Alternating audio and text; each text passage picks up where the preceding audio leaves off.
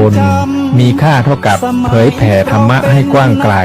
แชร์ไปมากยิ่งได้บุญมากเป็นการเปิดโอกาสให้คนได้รับฟังธรรมพบปัญญามีความสุขพ้นจากทุกข์ด้วยการฟังธรรมะมาทวงคำมันหมู่บ้านศีลห้าคือเป็นพันธะศีลธรรมนำสุขทุกสมัยเราเป็นไทยเพราะมีธรรมประจำชาติหากไร้ศีลสิ้นธรรมต่ำอำนาจประเทศชาติจะอยู่ได้อย่างไรกันขอกล่าวพระวธรรมสวัสดีกับบรรดาท่านผู้ฟังแล้วก็ท่านผู้ชมทุกท่านที่กำลังติดตามรายการสังฆพัฒนาเพื่อประชาชนบทบาทพระสงฆ์ในยุค New Normal ทางช่องธรรมปิ่นทีมทีวีออนไลน์กลุ่มพระสงฆ์อุบาสกอุบาสิการ่วมกันเผยแผ่ธรรมะออนไลน์ไลฟ์สดทาง Facebook ทาง YouTube ทางสถานีวิทยุเครือข่ายคลื่นสีขาวชาวประชา8จังหวัดภาคเหนือ FM 104.50 เมกะเฮิรตซ์วัดฝ่ายหินจังหวัดเชียงใหม่ Facebook พระครูอภิวัฒนวิกรมรองเจ้าคณะอำเภอดอยหล่อวัดปากทางเจริญ Facebook พระครูโสพลปริยัติ Facebook สหายธรรมหลวงปู่เขียวจากวัดพุทธภาวนาเวสเตอร์โรสจากประเทศสวีเดน Facebook IDTO ทำเป็นทีมสากลYouTube วัดหลวงจอมคำเขมรัตน์นครเชียงตุงYouTube IDTO ทำเป็นทีมสากลพร้อมทั้งภาคีเครือข่ายทุกช่องทางนะที่ได้ติดตามซึ่งในค่ำคืนนี้ก็กับผมอัตมาภาพและพระครูโสพลปริยัติเลขาคณะกรรมการโครงการหมู่บ้านรักษาศีล5อ้นเหนือวัดประสิงห์วรมหาวิหารก็ได้นำรายการสังฆพัฒนาเพื่อประชาชนบทบาทพระสงฆ์ในยุค New Normal มาพบกับบรรดาท่านผู้ฟังท่านผู้ชมซึ่งต้องกราบขอบพระคุณท่านอาจารย์เจ้าคุณพระวิสุทธิวัชราภรณ์ครูบาขาวประธานมูลนิธิ1016เพื่อการกุศลมูลนิธิโพธิยาลัยโครงการวัดประชารัฐสร้างสุขหมู่บ้านรักษาศีล5พร้อมทั้งคณะสงฆ์จังหวัดเชียงใหม่ฝ่ายเผยแผ่โดยพระเดชพระคุณหลวงพ่อพระเทพสิงหวราจารย์ดร.มหาวิทยาลัยมหาจุฬาลงกรณราชวิทยาลัยเขตเชียงใหม่พร้อมทั้งศูนย์ไกล่เกลี่ยข้อวิพาทภาคประชาชนคณะสงฆ์จังหวัดเชียงใหม่ซึ่งบรรดาท่านผู้ฟังท่านผู้ชมก็สามารถที่จะกดติดตามกดไลค์กดแชร์เพื่อเป็นธรรมทานยิ่งแชร์มากก็ได้บุญมากแชร์น้อยก็ได้บุญน้อยไม่แชร์ก็ไม่ได้บุญหรือว่าจะร่วมให้กำลังใจหรือว่าสอบถามคุยสนทนากับผู้ร่วมรายการของเราก็ส่งข้อความมาทางอินบ็อกซ์หรือว่าจะโทรศัพท์เข้ามาก็ได้นะเพื่อที่จะสนทนาเพราะว่าของเรามีทั้งภาพทั้งเสียงฉะนั้นก็ต้องขอบคุณอนุโมทนากับบรรดาท่านผู้ฟังท่านผู้ชมทุกท่านซึ่งก็เป็นประจำทุกคืนวันศุกร์เราก็จะได้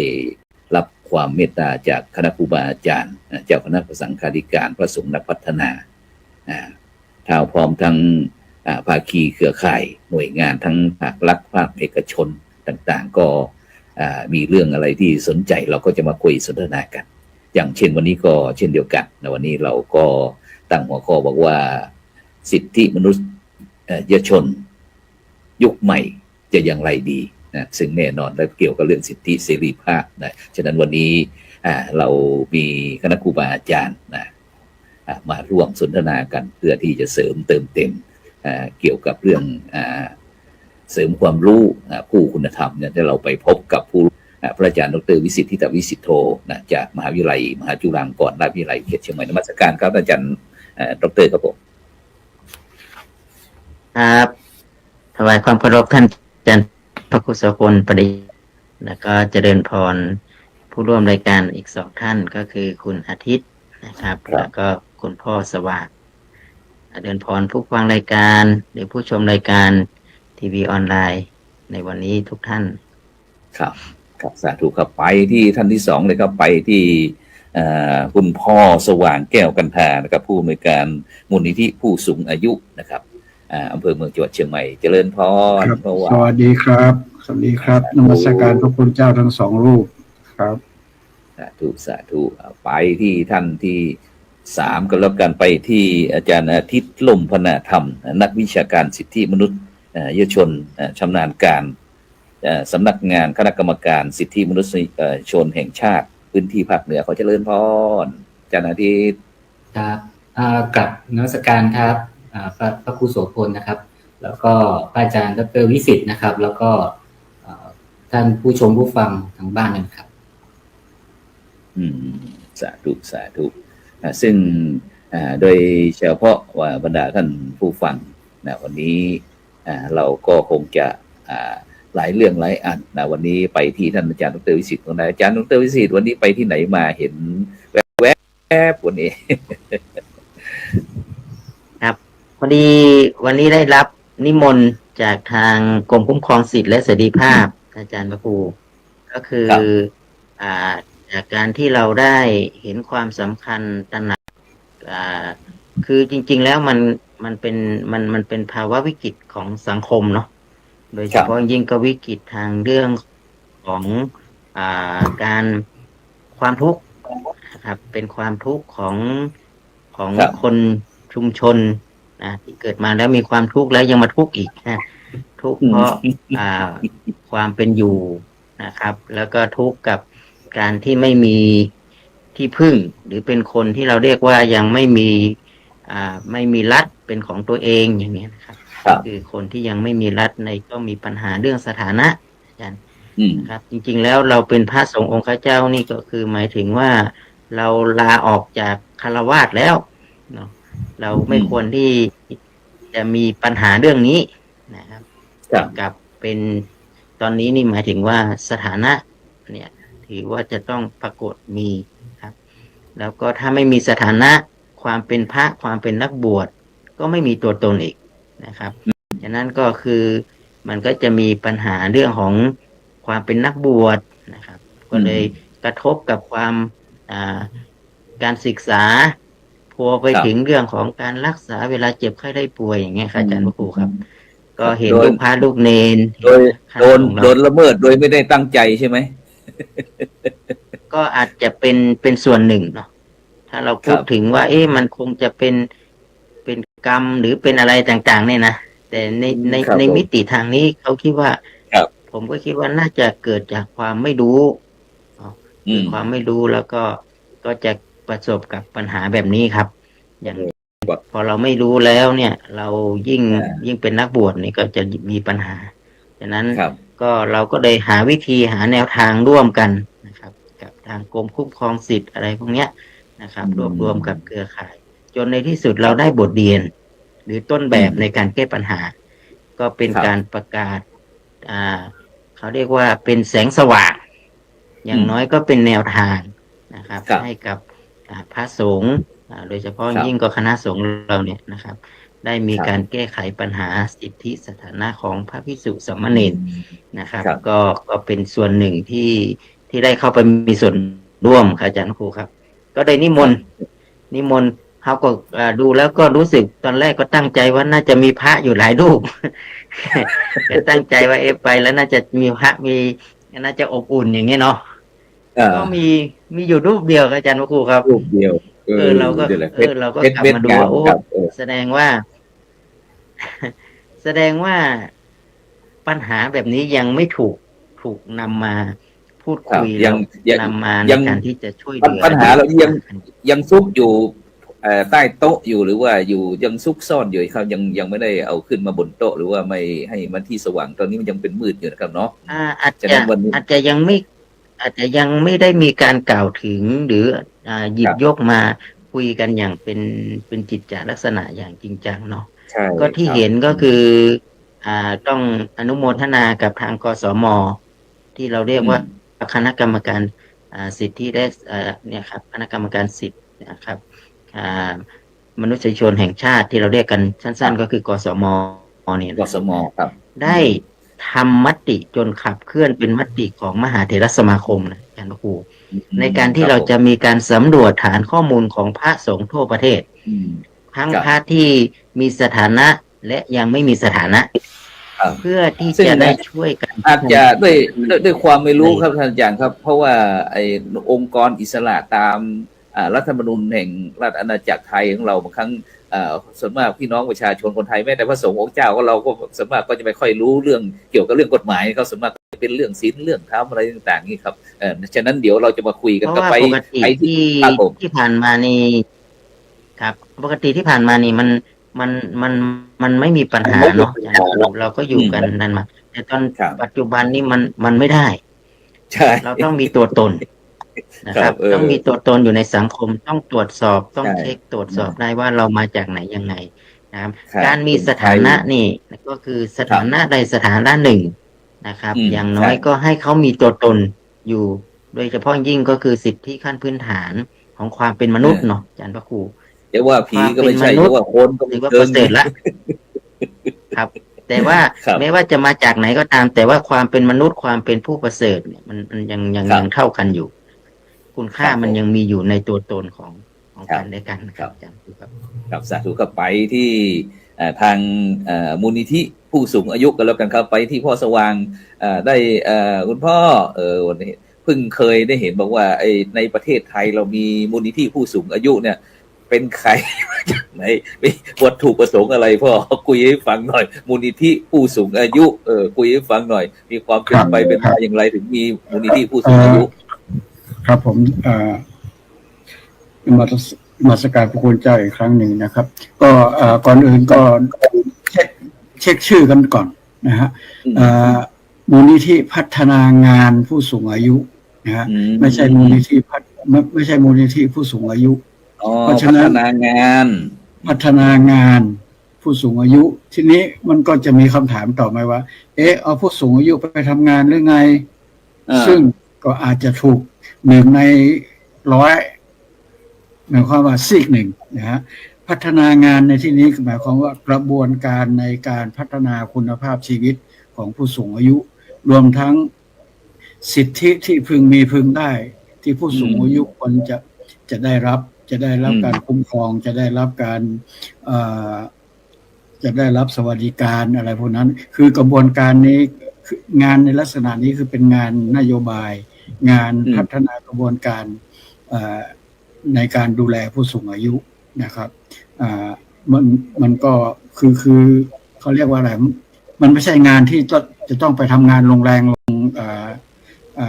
เนี่ยแต่เป็นระบบพัฒนาระบบการดูแลครับนี้วัตถุประสงค์ในการตั้งมูลนิธินี้ขึ้นมาก็เพื่อพัฒนาคุณภาพชีวิตของผู้สูงอายุนะครับโดยเฉพาะยิ่งผู้สูงอายุที่ด้อยโอกาสหรือว่าผู้สูงอายุที่ว่าด้อยโอกาสคือว่าขาดโอกาสบางสิ่งบางเรื่องโดยเฉพาะอย่างยิ่งเรื่องสิทธิต่างๆนะครับผู้สูงอายุที่ต้องการความช่วยเหลืออะไรพวกนี้นะครับก็มีต้นแบบอยู่ที่จังหวัดเชียงใหม่นะครับเจริญพรครับทีนี้เราก็มียุทธศาสตร์อยู่4ประการในการทำงานด้านนี้ก็คือยุทธศาสตร์ที่1ก็คือพัฒนาองค์กรที่ทำงานด้านผู้สูงอายุรวมทั้งตัวเองด้วยนะครับพัฒนาผู้สูงตัวผู้สูงอายุเองด้วยอันนี้คือเป็นการเรื่องของการพัฒนากลไกในการทำงานด้านผู้สูงอายุและในเรื่องที่2ยุทธศาสตร์ของมูลนิธิก็คือว่าเราต้องการเป็นแหล่งเรียนรู้ทางสังคมทางทุกทางที่เกี่ยวข้องกับผู้สูงอายุเช่นปัจจุบันนี้เราถึงจุดนั้นแล้วก็คือว่ามีนักศึกษามาฝึกงานมีอินเทอร์นจากต่างประเทศนะครับมาศึกษาเรียนรู้กระบวนการทำงานในชุมชนว่าเราทำอย่างไรนะครับก็มหาวิทยาลัยต่างๆในภาคเหนือส่วนใหญ่แล้วจะเป็นภาคเหนือรวมตั้งแต่พิษณุโลกขึ้นมาก็จะส่งนักศึกษาเข้ามาฝึกงานกับเราอันนั้นยุทธศาสตร์ที่2ยุทธศาสตร์ที่3อันนี้เหมือนกับคุยกันเมื่อคืนตอนนี้คือทำงานเป็นเน็ตเวิร์กเป็นเครือข่ายเจริญพรเราไม่ได้ถือว่าข้ามาคนเดียวเก่งคนเดียวไม่ใช่ครับอย่างกสมนี่มูลนิธิก็ไปจดแจ้งเป็นองค์กรสิทธิมนุษยชนกับกสมแห่งชาติด้วยนะครับคือเราทำงานเป็นเน็ตเวิร์กแบบนี้ นะเป็นเครือข่าย เจริญ เป็น พร ยุทธศาสตร์ที่ 3ยุทธศาสตร์ที่ 4ที่มันสำคัญมากนะครับ ถ้าไม่ทำก็อยู่ไม่ได้ นั่นคือยุทธศาสตร์การระดมทุน เราต้องไปแสวงหาแรงทุนเพื่อมาทำงานเพื่อพัฒนาคุณภาพชีวิตของผู้สูงอายุเนี่ย4ประเด็นหลักเนี่ยทิ้งไม่ได้เลยครับก็ในการที่ครับก็ก่อตั้งมาเมื่อปี 2542 หรือว่า 1999 ซึ่งปีนั้นเป็นปีผู้สูงอายุสากลที่ประกาศโดยองค์กรสหประชาชาติครับอันนี้ก็พูดถึงวัตถุประสงค์พูดถึงที่ไปที่มานิดหน่อยครับเจริญพรถ้ามีประเด็นคำถามอะไรก็ถามได้ครับซึ่งโดยเฉพาะส่วนมากพระอาจารย์ก็จะเคยได้ยินแต่ชมรมผู้สูงอายุแต่นี่มูลนิธิพัฒนาผู้สูงอายุเนี่ยพี่พ่อตรงนี้มันมีความแตกต่างกันอย่างเพราะส่วนมากเราก็จะไปตามวันตามหมู่บ้านอะไรต่างๆเนี่ยนะตำบลอำเภอจังหวัดเขาก็จะมีเนี่ยชมรมผู้สูงอายุอะไรต่างๆแต่พ่อนี่เป็นบอกว่ามูลนิธิพัฒนาผู้สูงอายุมันเป็นยังไงพ่อแตกต่างกันยังไงกับชมรมผู้สูงอายุเพราะว่าตรงชมรมผู้สูงอายุนี่เราก็จะเห็นว่าเวลามีกิจกรรมโน่นนี่มีสมาชิกไปร่วมงานกันอย่างมีงาน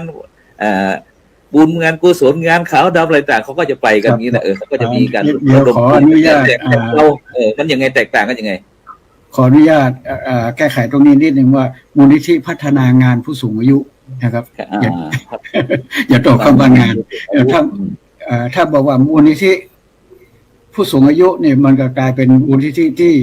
ดำเนินการโดยผู้สูงอายุของผมนี่มีผมเป็นคนอายุมากที่สุดในองค์กรนะครับแล้วก็คนที่ทำงานในองค์กร14 คนเนี่ยที่อายุเกิน60มี3 คน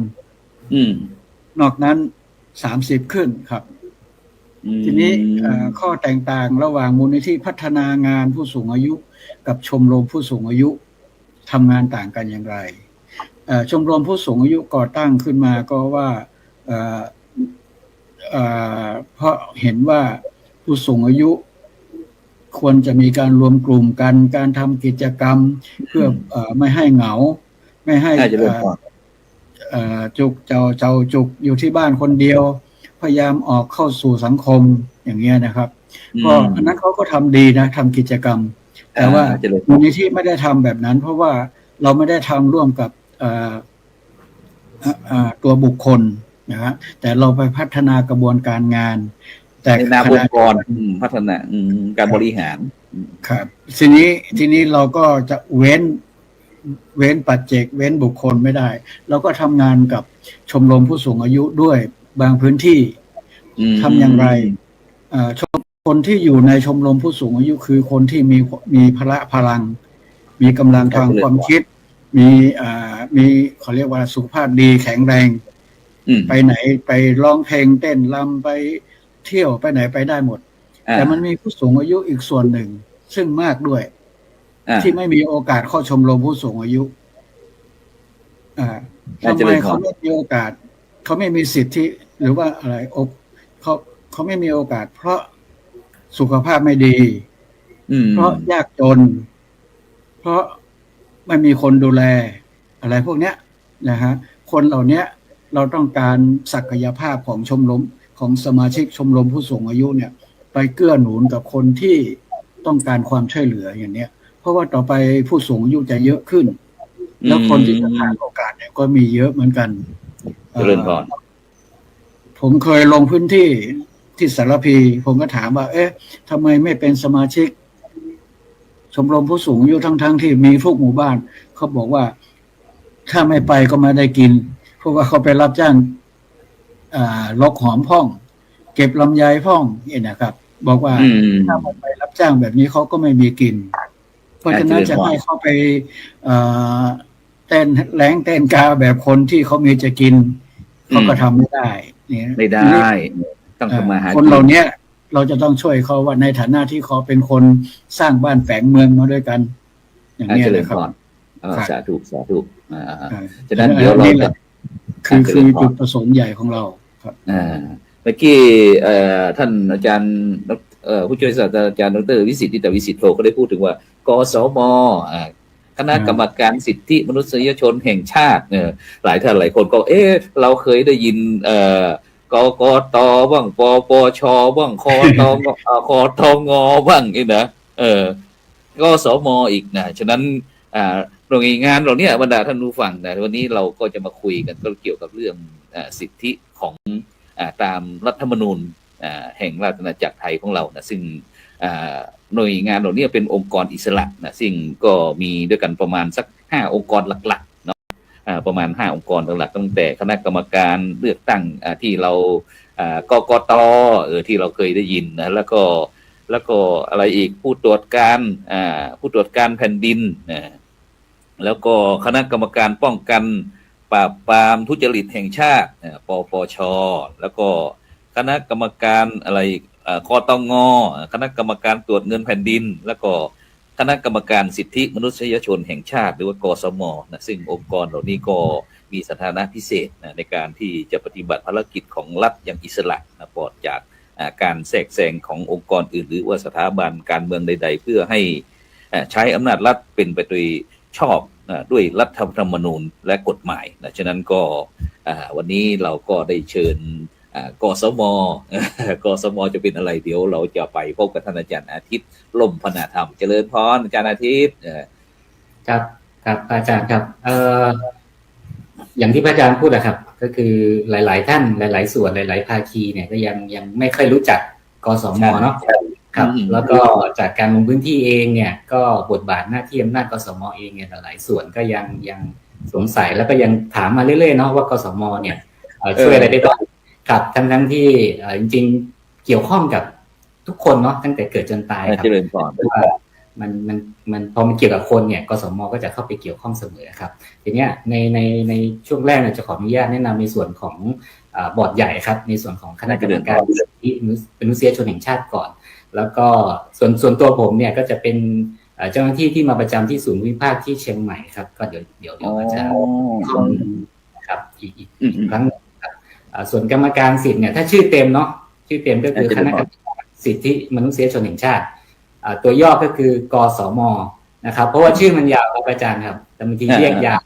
ไปก็เลยเรียกเป็นตัวย่อเป็นกไก่สเสือมม้านะครับเจริญพรเป็นกสมเนาะกสมเนี่ยเป็นคณะกรรมการเนาะมีทั้งหมด7ท่านนะครับแล้วก็มี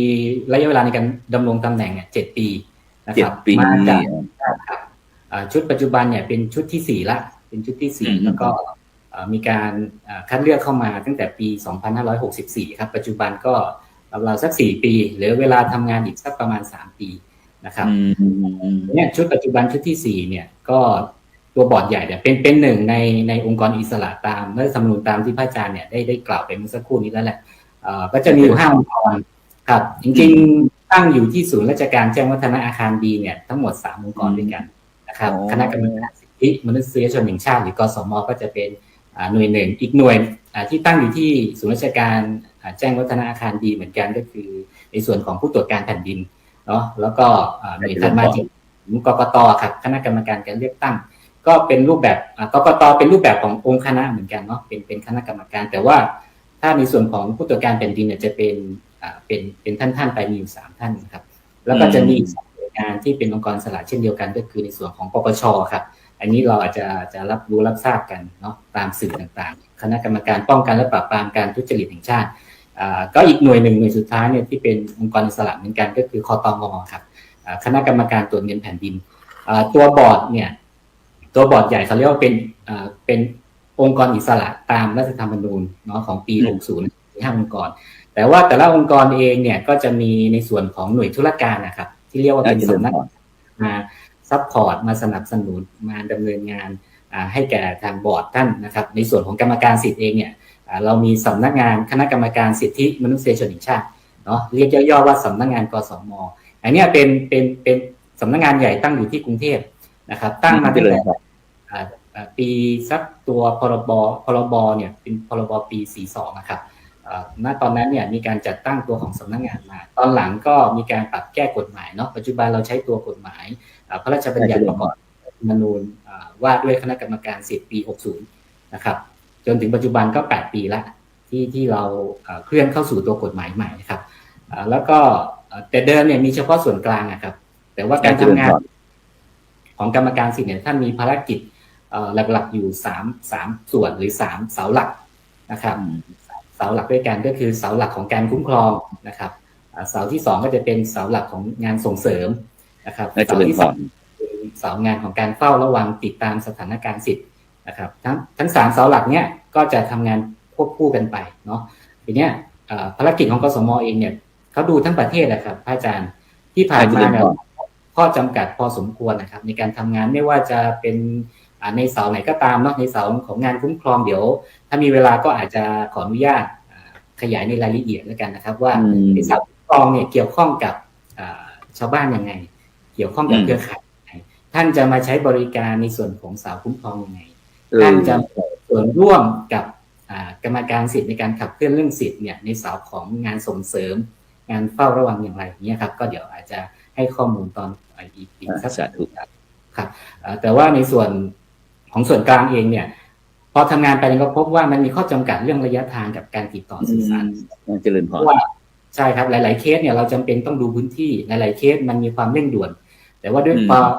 ข้อจำกัดที่อยู่ส่วนกลางเนี่ยมันก็ทำให้เราไม่สามารถที่จะตอบสนองเนาะต่อตัวเหตุการณ์ต่อตัวสถานการณ์หรือการจะลงไปดูพื้นที่ลงไปร่วมเครือข่ายเนี่ยเป็นข้อจำกัดอย่างยิ่งนะครับทั้งที่เรื่องสิ่งแวดล้อมเนี่ยขับเคลื่อนด้วยตัวของกสม.เองมันทำไม่ได้ครับอาจารย์เพราะว่าเรามีเจ้าหน้าที่เราสัก3 ท่านมีกรรมการอยู่7 ท่านนะครับแต่ดูงานทั่วประเทศมี300แต่ดูทั่วประเทศถูกต้องครับอาจารย์ดูตั้งแต่คนเกิดจนตายครับถ้าสถานะความเป็นคนเกิดขึ้นมาเนี่ยเกี่ยวข้องกับเรื่องสิทธิ์และดูทุกมิติอาจารย์ดูทั้งเรื่องของพลเมืองดูทั้งในเรื่องของการเมืองดูทั้งด้านเศรษฐกิจสังคมวัฒนธรรมคือดูทุกอย่างเลยนะครับที่เป็นประเด็นสิทธิ์ฉะนั้นศูนย์กลางนี่รวมอยู่ที่กรุงเทพเลยสมมุติว่าถ้าการเดินทางอย่างภาคเหนือภาคใต้ภาคกลางเนี่ยมันก็ลำบากที่อาจารย์อาทิตย์ฉะนั้นทางกสม.เขามีนโยบายไหมที่ว่าจะกระจายไปตั้งสาขาหรือว่าหน่วยงานอะไรต่างๆตามภูมิภาคมีไหมครับก็อย่างที่ทางพระอาจารย์สอบถามครับก็คือพอมันมีข้อจำกัดแบบนี้เนี่ยทางกรรมการสิทธิ์จริงๆท่านก็ได้มีการพูดถึงตั้งแต่สมัยกสม.ชุดที่3เนาะก็คือก่อนปีก็มีการพูดว่าเราจะมีการขยายสาขาหรือขยายความร่วมมืออย่างไรไปยังภูมิภาคเดิมทีเนี่ยเราขยายไปในรูปแบบของ MOU ที่ทำร่วมกับมหาลัยนะครับเราก็ไปจัดตั้งเป็นศูนย์ประสานด้านสิทธิ์กับมหาลัยจริงๆที่เชียงใหม่เนี่ยเราก็จัดตั้งที่คณะนิติศาสตร์ช.มีทั้งหมด12 ศูนย์นะครับก่อนหน้านี้เนาะกรรมการชุดที่4แต่พอเราไปดำเนินการในลักษณะของรูปแบบ MOU แล้วก็มันก็พบว่ามันมีข้อจำกัดนะครับอาจารย์เพราะว่าเนื่องจากหนึ่งก็คือว่าเราไม่สามารถที่จะดำเนินการภายใต้ตัวบทบาทหน้าที่อำนาจหรือตัวกฎระเบียบของกสม.ได้เต็มที่ครับเนื่องจากมันถูกขับเคลื่อนในรูปแบบของ MOU รวมถึงบุคลากรเองนะครับโครงสร้างต่างๆอะไรการดำเนินงานเนี่ยมันก็เลยยังมีข้อจำกัดอยู่พอสมควรเลยเป็นที่มาว่าอย่างนี้เรามาดูแนวทางในการขยายเป็นลักษณะของตัวสำนักงานภูมิภาคไหมก็มีการพูดคุยมีการคิดมาตั้งแต่ชุดที่3นะครับพอชุด4เนี่ยก็มีการขยับเข้าไปที่สาขาแรกอยู่ที่ทางภาคใต้นะครับสาเหตุที่ไปที่ภาคใต้เพราะว่ามันช่วงนั้นมันมีเหตุการณ์เกี่ยวกับความไม่สงบนะอาจารย์ที่3 จังหวัดภาคใต้เนี่ยก็เลยมีการไปตั้งอยู่ที่สงขลาครับแถวหาดใหญ่ครับเป็นที่แรกก็จัดตั้งไปเป็นที่แรกแล้วก็ถัดมาก็แห่งที่2ก็ไปจัดตั้งที่ภาคตะวันออกเฉียงเหนือนะครับอยู่ที่ขอนแก่นเนาะก็ไปดูที่ภาคขอนแก่นที่เชียงใหม่เนี่ยก็เพิ่งมาเมื่อช่วงเดือนกรกฎาคมครับอาจารย์ถ้านับถึงตอนนี้นะก็2 เดือนครับ2 เดือนกว่าแล้วก็พยายามที่จะตระเวนพบเครือข่ายครับอาจารย์อย่างที่พระอาจารย์ทราบ9-20 กันยายนตั้งสำนักงานอยู่บริเวณไหนแถวไหนครับก็จริงๆอยากจะเล่าให้ฟังถึงความยากลำบากในการคุยให้ฟังได้เวลาเกือบปีครับอาจารย์คือเรามาดูว่าสำนักงานเนี่ยน่าจะต้องตั้งตรงไหนเพราะว่าโจทย์เราคือว่าคนต้องเข้าถึงง่ายเนาะแล้วก็เจ้าหน้าที่เองเนี่ยก็จะต้องมีสถานที่ในการปฏิบัติหน้าที่เพื่อที่จะสามารถตอบสนองหรือว่าให้บริการประชาชนได้อย่างมีประสิทธิภาพครับไปดูทั้งส่วนราชการไปดูทั้งตึกของเอกชนที่เป็นอาคารพาณิชย์ตึกแถวนะครับโครงการต่างๆที่เราไล่มาดูเนี่ย40-50 ที่ครับแล้วก็ไปดูจุดที่เป็นอาคารแยกต่างหากเนี่ยจนสุดท้ายเนี่ยมาได้ตรง อาคารพาณิชย์4 ชั้นนะครับเป็นตึกขาวอยู่แถวแยกฟ้าห้ามครับ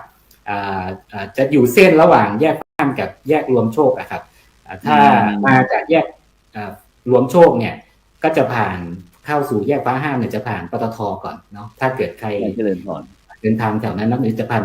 ปั๊มปตท.แล้วก็เป็นศูนย์ฟอร์ดแล้วก็จะเป็นสำนักงานของกรรมการสิทธิพื้นที่ภาคเหนือก่อนที่จะไปถึงตรงโรงพยาบาลเทพปัญญาครับจะอยู่ใกล้ๆกันเนาะตรงนั้นตึกขาวสูง4 ชั้นก็จะมีจุดเดียวตอนนี้เรากำลังติดป้ายแล้วก็พยายามที่จะเซตหลังบ้านเพื่อให้พร้อมต่อการรับให้บริการประชาชนเดี๋ยวถ้าเปิดป้ายวันไหนต้องนิมนต์ท่านอาจารย์ดร.วิสิทธิ์ไว้ด้วยนะครับก็จะกราบนิมนต์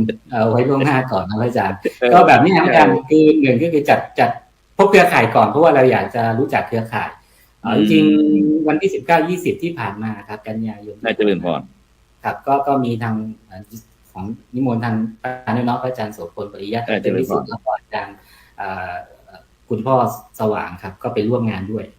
มีหลายเครือข่ายครับวันนั้นเราเชิญประเด็นเรื่องสถานะบุคคลเรื่องสัญชาติเนาะเป็นประเด็นหลักในพื้นที่เลยครับอาจารย์คือทางเหนือเนี่ยผมเข้าใจว่าที่จากการทำงานที่ผ่านมาเนี่ยประเด็นหลักๆที่เราเจอเนี่ยจะเป็นมิติเรื่องสถานะบุคคลได้มีโอกาสได้รู้จักพระอาจารย์วิสิทธิ์ตั้งแต่ช่วงปลายปี64เนาะตอนนั้นมีการซูมกันนะครับพูดคุยว่าเราจะขับเคลื่อนกับเครือข่ายอย่างไรเป็นนโยบายสำคัญของกรรมการสิทธิ์ชุดที่4ครับท่านเข้ามาเนี่ยท่านก็ให้นโยบายสำคัญเกี่ยวกับเรื่องที่เกี่ยวกับชาวบ้านเนาะก็คือเรื่องของการช่วยเหลือคุ้มครองชาวบ้านให้มีความเขาเรียกว่าทันต่อสถานการณ์ครับด้วยความเร่งด่วนแล้วก็อีกประเด็นก็คือเราจะทำอย่างไรเพื่อที่จะสามารถทำงานกับเครือข่ายร่วมกันแก้ไขปัญหาเนาะทั้งด้านคุ้มครองส่งเสริมเฝ้าระวังเนี่ยตอนนั้นทีมแรกที่ได้มีการประสานกันก็จะเป็นในส่วนของพี่หลวงอาจารย์สุมิตรนะครับแล้วก็ในส่วนของอาจารย์วิสิทธิ์เองเนี่ยก็มาคุยกันแล้วก็เซตจนได้รูปแบบของคลินิกสิทธิมนุษยชนนะครับอันนี้ต้องกับขอบพระคุณพระอาจารย์วิสิทธิ์นะครับเป็นอย่างสูงด้วยครับเพราะว่าณตอนนั้นเราก็มองไม่เห็นภาพอะครับว่าแล้วจะร่วมกันทำงานกับเครือข่ายแบบไหนนะครับจนที่มาของคลินิกสิทธิ์ซึ่งในปีงบประมาณ69คือเริ่มตั้งแต่1 ตุลาไปเนี่ยก็จะมีภารกิจในส่วนของคลินิกสิทธิ์ที่จะผ่องถ่ายมาที่สำนักงานภาคเหนือด้วยเข้าใจว่าเดี๋ยวคงได้ทำงานร่วมกันกับทางท่านอาจารย์สว่างด้วยนะครับอันนี้ก็ฝากไว้ประมาณนี้ครับฉะนั้นก็วันนี้บรรดาท่านผู้ฟังท่านผู้ชมก็ได้รู้จักหน่วยงานทั้งหลายหน่วยงานที่เราพยายามเพราะว่ามันเป็นยุคสมัยใหม่หลายท่านหลายคนก็วันนี้ได้รู้จักแม้กระทั่งคณะกรรมการเคยได้ยินแต่กกต.คณะกรรมการเลือกตั้งนะซึ่งก็มีหน้าที่ในการจัดการเลือกตั้งให้เป็นไปโดยสุจริตและก็เที่ยงธรรมนี่ตามรัฐธรรมนูญปี60นะแล้วก็ผู้ตรวจการแผ่นดินก็มีหน้าที่ตรวจสอบการใช้อำนาจรัฐที่ไม่ชอบด้วยกฎหมายแล้วก็รัฐธรรมนูญหน้าที่3ก็เป็นคณะกรรมการป้องกันและก็ปราบปรามทุจริตแห่งชาติหรือว่าปปชนะซึ่งก็มีหน้าที่ตรวจสอบการทุจริตและประพฤติมิชอบนะและคณะที่4นี่ก็เป็นคณะกรรมการตรวจเงินแผ่นดินเขาเรียกว่าคตง.นะมีหน้าที่ตรวจสอบการใช้งบประมาณแผ่นดินและการใช้จ่ายของภาครัฐแล้วก็สุดท้ายที่ท่านอาจารย์อาทิตย์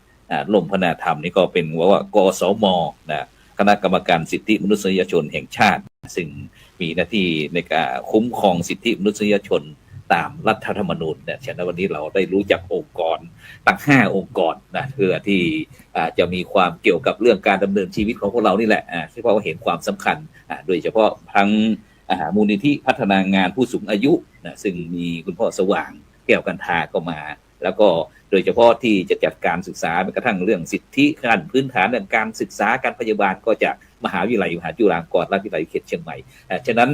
เมื่อเราได้รู้จักหน่วยงานทั้ง2หน่วยงานแล้วก็ทั้งมูลนิธิพัฒนางานผู้สูงอายุนะแล้วก็ทั้งกสม.นะบรรดาท่านผู้ฟังก็พยายามใจคิดไปด้วยกสม.แปลว่าอะไรเอ่ยนะฉะนั้นเราจะไปที่อาจารย์วิสิทธิวิสิทธิโธที่ว่าวันนี้เราได้ทางหน่วยงานได้ถวายโล่แก่พระอาจารย์ในฐานะที่เป็นพระคุณเจ้าอีกรูปหนึ่งที่มีบทบาทในการส่งเสริมเรื่องสิทธิมนุษยชนฉะนั้นอาจารย์ครับโดยเฉพาะวันนี้ที่เราไปกรุงเทพมาเพราะว่าวันนี้ความจริงพี่สันติพงศ์พี่ใหญ่ก็ไปไม่รู้ว่าไปงานเดียวกันหรือเปล่าครับเนี่ยครับ ก็ก็เครือข่ายเราทั้งหมดเนาะที่อืมทำงานขับเคลื่อนกัน ก็เป็นการยืนยันอีกอันหนึ่งว่าอ่าการที่เราได้ร่วมกันขับเคลื่อน และทำงานตรงนี้เนี่ยบนพื้นฐานครับแห่งการช่วยเหลือเนาะซึ่งกันและกันเนี่ยมันเป็นพันธกิจอันหนึ่ง ไม่ใช่ครับว่าเป็นแค่ระดับชาติแต่มันไปเป็นนานาชาติ เป็นเขาเรียกว่าเราไปให้คำมั่นสัญญากับนานาชาติอืมไว้ เกี่ยวครับกับการที่เราจะดูแลกลุ่มประชากรเนาะให้มันครับมีความเท่าเทียมกันนะครับ ก็เป็นแบบสากลทั่วไป ทีครับนี้เมื่อเราไปให้คำมั่นสัญญาแล้วเนี่ยเราก็ได้มีการลงมือนะครับในการที่จะช่วยเหลือในการแก้ไขปัญหา นั้นก็เครือข่ายสาธารณะทุกองค์กรเลย จากอืมการที่ดูแล้วก็มีมีเครือข่ายมีทุกภาคส่วนนะอาจารย์พระครูโสพลตั้งแต่ครับหน่วยงานภาครัฐหน่วยงานองค์กรอิสระ แล้วก็ครับภาคประชาสังคมนะครับ เราก็จะเห็นว่าโอ้โหมันเป็นเรื่องที่ทุกคนให้ความสนใจนะครับ แล้วก็ครับใส่ใจ แล้วอืก็เห็นคุณมค่าของคนทำงานนะครับเป็นการให้กำลังใจแล้วก็อ่าประกาศความเป็นอิสรภาพในการช่วยหรือว่าเป็นการช่วยเหลือกัน แล้วก็แม้ว่าครับจะไม่ได้ทั้งหมดเนาะแต่อย่างน้อยประเทศไทยเราก็มีองค์กรเครือข่ายเนี่ยลุกขึ้นมาทำงานช่วยกันอืมนะครับเพื่อที่จะปกป้องสิทธิเสรีภาพ เพื่อจะลุกขึ้นมาสร้างสันติภาพให้เกิดขึ้นนะครับในในในสังคมนะครับโดยเฉพาะยิ่งก็ในประเทศไทยที่เรามีครับกลุ่มอ่านานานานาชาติกลุ่มทั้งอยู่ที่ในประเทศและต่างประเทศก็ยังอามองอยู่ว่าประเทศไทยได้ทำแล้วขับเคลื่อนเรื่องนี้ก็เป็นสิ่งที่น่าอนุโมทนาครับอาจารย์ครับก็คือครับผมทั้งองค์กรต่างๆก็ได้มาชื่นชมในลักษณะนี้ก็เป็นอีกก้าวหนึ่งนะครับสำหรับอืมการทำงานนะครับด้านการ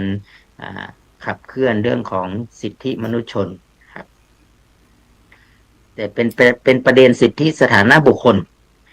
ถ้าพูดถึงแล้วเนี่ยเหมือนกับที่อ่าคุณโยมาทิตพูดอะนะครับ ทุกอย่างก็ต้องกลับไปที่สถานะบุคคล ถ้าเรายังไม่มีสถานะเนี่ยนะครับ ความสุขหรือการที่เราจะถูกการคุ้มครองอะไรสักอย่างเนี่ยมันคงยากนะครับ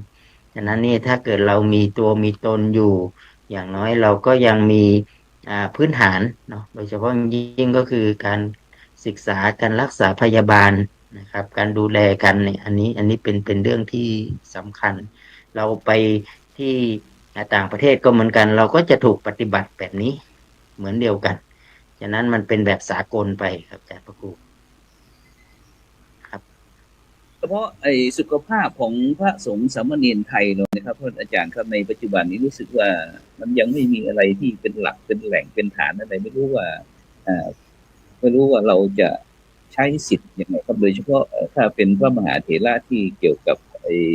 เป็นพระคุณเจ้าที่พอที่จะมีทรัพย์สักหน่อยก็ไม่มีปัญหาอะไรอาจจะไปทำใช้บริการทาง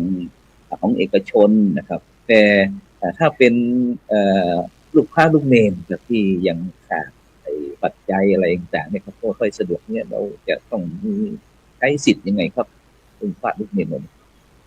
จริงๆจริงๆเราถ้าเราพูดถึงสิทธิ์ของคนไทยก่อนเนาะคครับนไทยนี่หมายถึงว่าสิทธิ์ที่มีหมายเลข13หลักที่เป็นสัญอืชาติมไทยเนี่ยเรามีอยู่3 สิทธิ์นะครับครับหนึ่ง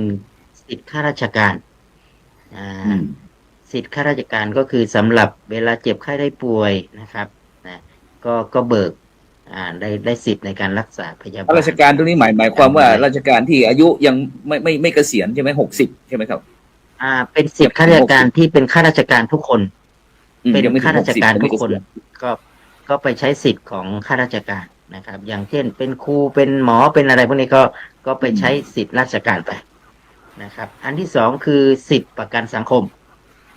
กรอืมณีที่เราไม่ได้สิทธิ์ของไม่เป็นข้าราชการเนี่ยเราก็ไปครับใช้สิทธิ์ประกันสังคม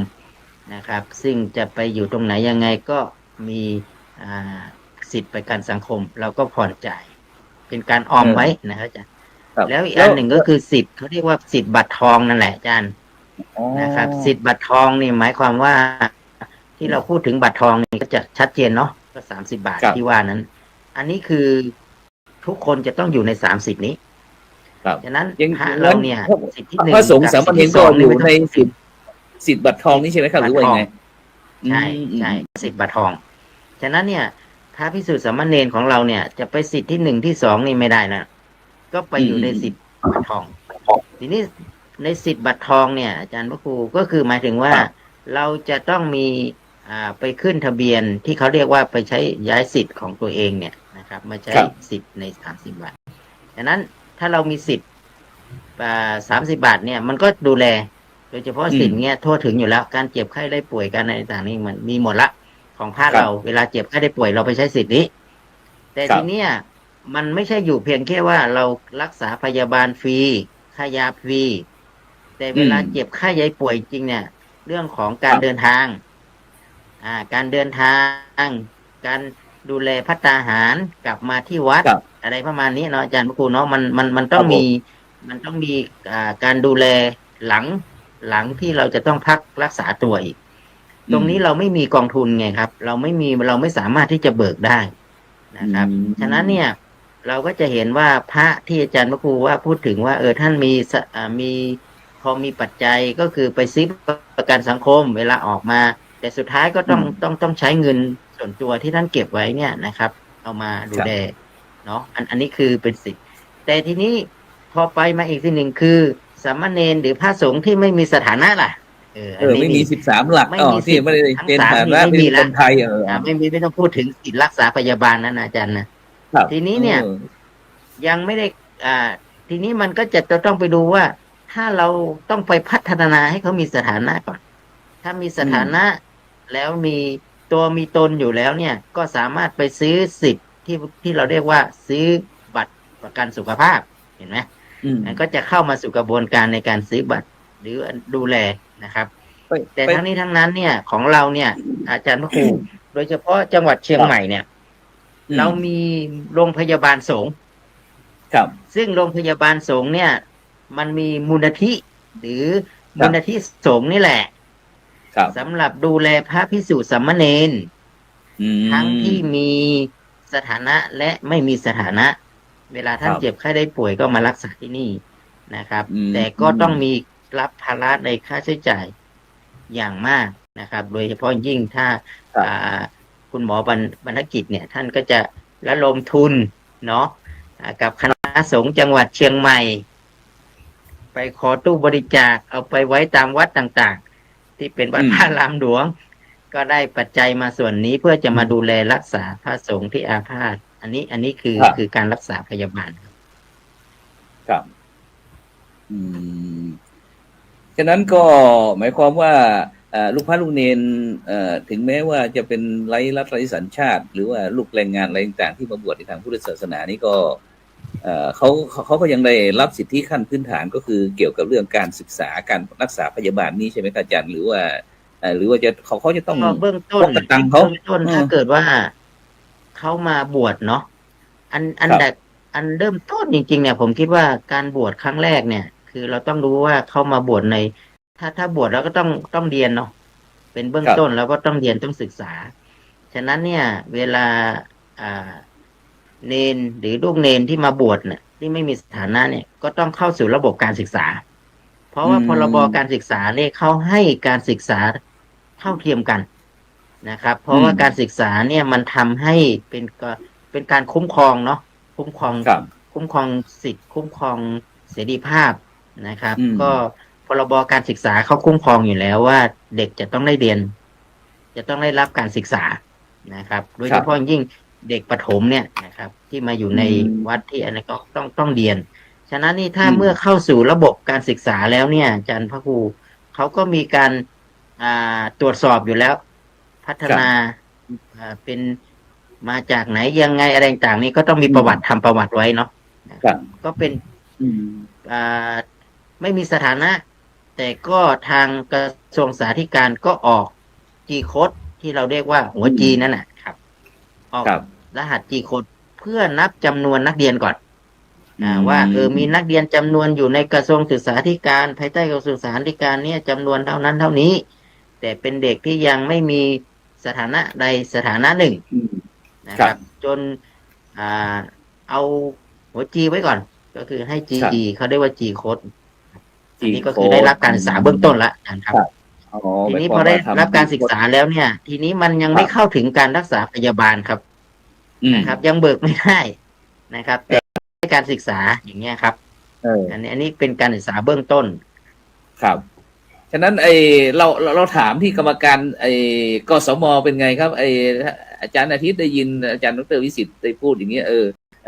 มีช่องทางไหนบ้างที่จะช่วยลูกเรียนที่กรรมการสิทธิของเราจะได้เข้าไปเสริมเติมเต็มต่อยอดเงี้ยครับอาจารย์ครับจริงเป็นเรื่องสาบุคคลเนี่ยเป็นหนึ่งในประเด็นเรื่องสื่อมวลชนที่สำคัญนะครับอาจารย์ไม่ว่าสำคัญยังไงไหนครับแล้วก็เนื่องจากเรื่องหลักการสื่อมวลชนเนี่ยมันต้องย้อนไปที่ตัวหลักการสื่อมวลชนนะครับคือสื่อมวลชนเนี่ยมันเกี่ยวข้องกับคนเนาะไม่ได้จำแนกแยกแยะว่าเขาจะมีสัญชาติไม่มีสัญชาติตัวของสื่อมวลชนเองเนี่ยมีพื้นฐานของศักดิ์ศรีความเป็นมนุษย์นะครับตัวรัฐธรรมนูญเองเนี่ยก็มีการบัญญัติรับรองไว้ในมาตรา 4ครับเรื่องของศักดิ์ศรีความเป็นมนุษย์เนาะสิทธิเสรีภาพความเสมอภาคของบุคคลนะครับน่าเจริญพรในส่วนของตัวกฎหมายของกรรมการสิทธิ์เองเนี่ยก็มีการบัญญัติไว้เหมือนกันครับในเรื่องของนิยามเรื่องสื่อมวลชนซึ่งกรรมการท่านดำเนินภารกิจภายใต้ตัวนิยามมาตรา 4ของพระราชบัญญัติประกอบรัฐธรรมนูญว่าด้วยคณะกรรมการสิทธิมนุษยชนแห่งชาติหรือกสมปี 60ในมาตรา 4เนี่ยมีการพูดถึงว่าสิทธิมนุษยชนคืออะไรในนั้นเนี่ยนิยามไว้ว่ามันคือเรื่องของศักดิ์ศรีความเป็นมนุษย์เนาะคือทุกอย่างเนี่ยมันจะไปจบที่ศักดิ์ศรีความเป็นมนุษย์ทั้งหมดเลยเจริญพรส่วนถัดมาจะเป็นเรื่องของสิทธินะครับเป็นเรื่องของเสรีภาพแล้วก็เรื่องของความเสมอภาคตัวสถานะบุคคลเองเนี่ยมันอยู่ในตัวของกติการะหว่างประเทศนะครับที่ประเทศไทยเราเป็นเนาะอาจจะต้องนำเรียนพระอาจารย์แบบนี้ก่อนนะครับว่าเรื่องสื่อมวลชนเนี่ยสิ่งที่ผมกล่าวมาเมื่อสักครู่เนี่ยไม่ว่าจะเป็นเรื่องศักดิ์ศรีความเป็นมนุษย์สิทธิเสรีภาพหรือความเสมอภาคเนี่ยไม่ใช่ว่าเราทึกทักขึ้นมาเองได้เนาะก็คือมันจะต้องที่มีการรับรองหรือคุ้มครองไว้ในตัวของรัฐธรรมนูญนะครับทุกท่านสามารถไปดูในหมวดว่าด้วยสิทธิเสรีภาพนะครับตามรัฐธรรมนูญได้ไปดูในส่วนของหน้าที่ของรัฐเนาะที่รัฐต้องมีหน้าที่ทำอะไรเนี่ยครับแล้วก็เราก็จะได้รับสิทธินั้นนะครับนอกเหนือจากตัวรัฐธรรมนูญเองก็ยังมีในกฎหมายลำดับรองลงมาครับอย่างเช่นในเรื่องของพระราชบัญญัติคุ้มครองแรงงานสำหรับคนทำงานก็กำหนดเรื่องสิทธิเสรีภาพไว้เยอะในส่วนของกระบวนการยุติธรรมก็มีกฎหมายรับรองสิทธิ์ไว้เยอะเนาะสิทธิ์ที่จะมีการมีทนายความสิทธิ์ที่จะได้พบญาติสิทธิ์ที่จะได้รับการประกันตัวอะไรต่างๆครับต่อสู้คดีเนี่ยอันนี้มีกฎหมายลำดับรองกำหนดไว้กฎหมายกำหนดเสรีภาพอะไรไว้เรามีสิทธิ์ใช้สิทธิ์นั้นเนาะ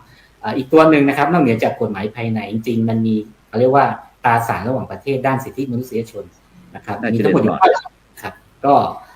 หลักๆที่เป็นตัวหลักก็จะมีอยู่2ฉบับก็คือตัวของ ICCPR ครับอาจารย์ก็คือกติการะหว่างประเทศว่าด้วยสิทธิพลเมืองสิทธิทางการเมืองอะไรก็ตามที่เกี่ยวกับทางการเมืองพลเมืองเนี่ยเขาจะกำหนดสิทธิเสรีภาพไว้ในเนี้ยพอเยอะพอสมควรอีกภาคหนึ่งก็จะเป็นในส่วนของICESCR หรือที่เรียกว่ากติการะหว่างประเทศว่าด้วยสิทธิทางเศรษฐกิจนะครับสังคมแล้วก็วัฒนธรรมจะสังเกตว่าเรื่องสื่อมวลชนเกี่ยวข้องกับทุกเรื่องเลยนะครับทีนี้วกกลับมาเป็นประเด็นเรื่องสถานะที่ทางพระอาจารย์ดร.วิสิทธิ์พูดเมื่อสักครู่เนี่ยมันอยู่ในตัวของเนาะก็คือกติกาที่ว่าด้วยพลเมืองทางการเมืองเนี่ยในข้อ16เนี่ยมีการระบุไว้ชัดเจนนะครับว่าเมื่อเกิดเป็นคนจะต้องมีการรับรองนะครับตัวบุคคลว่าเป็นบุคคลตามกฎหมายนะครับคือกฎหมายเนี่ยจะต้องมารับรองตัวบุคคลทุกคนนะครับที่เกิดมาบนโลกนี้นะครับถ้ามาปรากฏในประเทศไทยเนี่ยกฎหมายต้องระบุตัวตนให้ได้ว่าเขามีสถานะอะไรตามกฎหมายนะครับซึ่งถามว่าในประเทศไทยเรามีกฎหมายที่ระบุสถานะภายในไหมมีครับหลักๆก็จะเป็นกฎหมายว่าด้วยการทะเบียนราษฎร์ที่ดูแลโดยกรมการปกครองครับสำนักบริหารการทะเบียนอีกส่วนหนึ่งก็จะของพระราชบัญญัติสัญชาติเนาะ2ส่วนนี้ก็จะมากำหนดตัวบุคคลนะครับตัวบุคคลก็มีการกำหนดแต่ละชั้นต่างกันนะครับสูงสุดในประเทศไทยก็อาจจะมีสัญชาติไทยนะครับสัญชาติไทยรองลงมาก็อาจจะถูกจัดทำทะเบียนประวัติในประเภทต่างๆ ก็เรียกว่าสถานะของแต่ละคนแตกต่างกันไปนะครับอย่างเองอย่างตั้งคุณพ่อสว่างเองนี้ครับคือเป็นบุคคลสัญชาติไทยเนี่ยก็ถือว่ามีสถานะใช่ไหมครับสถานะเนี่ยจะตามมาซึ่งสิทธิ์เราจะพูดอยู่ๆแล้วพูดถึงสิทธิเสรีภาพเลยไม่ได้สถานะสิทธิเสรีภาพตัวเนี้ยมันจะเกิดขึ้นต่อเมื่อสถานะถูกกำหนดก่อนก็จะกลับมาที่ทางพระอาจารย์วิสิทธิ์เมื่อสักครู่เนี่ยครับว่าถ้าพระเนรไม่ได้ถูกกำหนดสถานะตามกฎหมายตามหลักการสิทธิมนุษยชนเนี่ยไม่ต้องไปพูดถึงสิทธิ์ครับสิทธิขั้นพื้นฐานเช่นสิทธิในการเดินทางสิทธิใช่ไหมครับสิทธิในการอยู่อาศัยเนาะสิทธิในการทำงานสิทธิในการศึกษาแต่เข้าใจว่าเรื่องสิทธิทางการศึกษาเนี่ยเขาเปิดกว้างครับเป็น education for all เนี่ยก็คือว่าแม้ว่าคุณจะมีสถานะไม่มีสถานะน่าจะเป็นสิทธิ์เดียวที่มีความก้าวหน้าแล้วก็ไม่ได้ไปคำนึงถึงเรื่องสถานะครับแม้ว่าคุณจะมีสถานะไม่เนี่ยโรงเรียนจะรับเข้ามาแล้วก็กำหนดเป็นเลขรหัส G เลขรหัส G ยังไม่ถือว่ามีการรับรองตามกฎหมายนะพระอาจารย์เมื่อได้รหัส G มาเนี่ยต้องไปพิสูจน์อีกว่าจริงๆแล้วเขาอยู่ในสถานะไหนเนาะแล้วพอได้สถานะมาถึงจะไปพูดเรื่องสิทธิ์นะครับสิทธิ์ในการออกนอกพื้นที่เนาะแต่ละสถานะก็ต่างกันนะพระอาจารย์ตรงเนี้ยแต่ว่าเมื่อคุณถูกกำหนดสถานะเกิดขึ้นเมื่อไหร่เนี่ยสถานะตรงนี้จะถูกพัฒนาไปเรื่อยๆแต่ถ้าเมื่อไหร่ไม่ได้ถูกกำหนดนะครับผมยกตัวอย่างเช่นถ้าเกิดว่ามีสามเณรน้องสามเณรสักรูปหนึ่งอยู่ในประเทศไทยมาเมื่อ10 ปีที่แล้วแต่ว่าเมื่อ10 ปีที่แล้วเนี่ยไม่ได้รับการจัดทำสถานะผ่านมาถึงปัจจุบันเนี่ยถ้าเกิดเขาถูกสำรวจเขาจะถูกนับหนึ่งใหม่เนี่ยคือความคือสิ่งที่เราจำเป็นที่จะต้องสำรวจและให้สถานะเขาแต่ถ้าเมื่อไหร่ที่เขาถูกสำรวจเมื่อ10 ปีที่แล้วเนี่ยผ่านมา10 ปีเนี่ยนโยบายต่างๆอาจจะมีการมาให้สิทธิ์เนาะเพิ่มเติมให้แก่เขาได้อย่างเงี้ยครับเพราะฉะนั้นเนี่ยการสำรวจเพื่อที่จะทำทะเบียนประวัติให้สถานะที่ถูกต้องเนาะต้องใช้คำนี้เนาะอาจารย์ก็คือว่าให้สถานะที่ถูกต้องตามเงื่อนไขของกฎหมายเนาะตามหลักการของสิทธิมนุษยชนเนี่ยเขาก็จะมีโอกาสที่จะพัฒนาสถานะไปซึ่งตัวของประเด็นสถานะบุคคลเนี่ยเข้าใจว่าในภาคเหนือเนี่ยเป็นประเด็นหลักหนึ่งในประเด็นหลักที่กรรมการสิทธิท่านให้ความสนใจแล้วก็เป็นหนึ่งในประเด็นขับเคลื่อนสมัชชาสิทธิมนุษยชนปีแรกๆเลยที่ทำร่วมกันทางค่ายสิทธิทางพี่หลวงเนาะอาจารย์สุวิทย์เนี่ยเราก็ขับเคลื่อนมาตั้งแต่ปีแรกครับแล้วก็ปัจจุบันเองก็ยังคงขับเคลื่อนอยู่อย่างที่ได้ลงไปในพื้นที่ต่างๆเนาะทางภาคเหนือเองเนี่ยเข้าใจว่าณปัจจุบันเนี่ยมีประเด็นที่จะต้องตามอย่างตัวมติพรม29 ตุลา67อาจารย์ตัวเนี้ยที่จะกำหนดในเรื่องของสัญชาติที่จะลดระยะเวลาในการกำหนดเรื่องสัญชาติกับเรื่องการขอใบถิ่นที่อยู่ซึ่งตัวใบถิ่นที่อยู่เนี่ยถ้าได้มาแล้วเนี่ยก็จะมีโอกาสไปเขาเรียกอะไรนะไม่ต้องขออนุญาตออกนอกพื้นที่ครับได้มาแล้วไปได้ทั่วประเทศอาจารย์จากที่ปัจจุบันเนี่ยถ้าจะออกนอกพื้นที่จังหวัดต้องขออนุญาตเป็นครั้งคราวอาจารย์ทิศแล้วสมมุติว่าอย่างมีน้องเนนลูกแรงงานเนี่ยพ่อแม่ไอประเทศใกล้เคียงเราเนี่ยก็มาทำงานในประเทศไทยนี่มีลูกชายอยากจะบวชเนี่ยมากับพระอาจารย์ล่ะทีนี้ใครล่ะจะเป็นคนสำรวจใครจะเป็นไอ้นี่ข้อมูลล่ะหรือว่าใครมีหน้าที่ตรงนี้ครับผมเข้าใจว่าแต่เดิมเราไม่ได้ดูในส่วนตอนแรกเข้าใจว่าพระเนรไม่ได้มีปัญหาเรื่องสถานะเนาะก็ที่ผ่านมานะครับก่อนที่จะมาทำงานกับร่วมกับทางอาจารย์ดร.วิสิทธิ์เนี่ยเราทำแต่กับคารวะนะครับก็มีตำรวจดูรับเรื่องบ้างประสานแล้วก็ทำแต่เครือข่ายมาครับตอนหลังก็พบว่าพระเนรก็มีปัญหาเดียวกันนะครับแต่จริงๆโดยหลักการสิทธิมนุษยชนเนี่ยเราไม่ได้แยกว่าพระหรือเนรใครจะมีสิทธิ์ไม่มีสิทธิ์เนี่ยเนาะเพราะหลักการของการกำหนดให้มีสถานะทางทะเบียนนะครับตามหลักสิทธิมนุษยชนเนี่ยทุกคนก็ต้องเสนอภาคครับ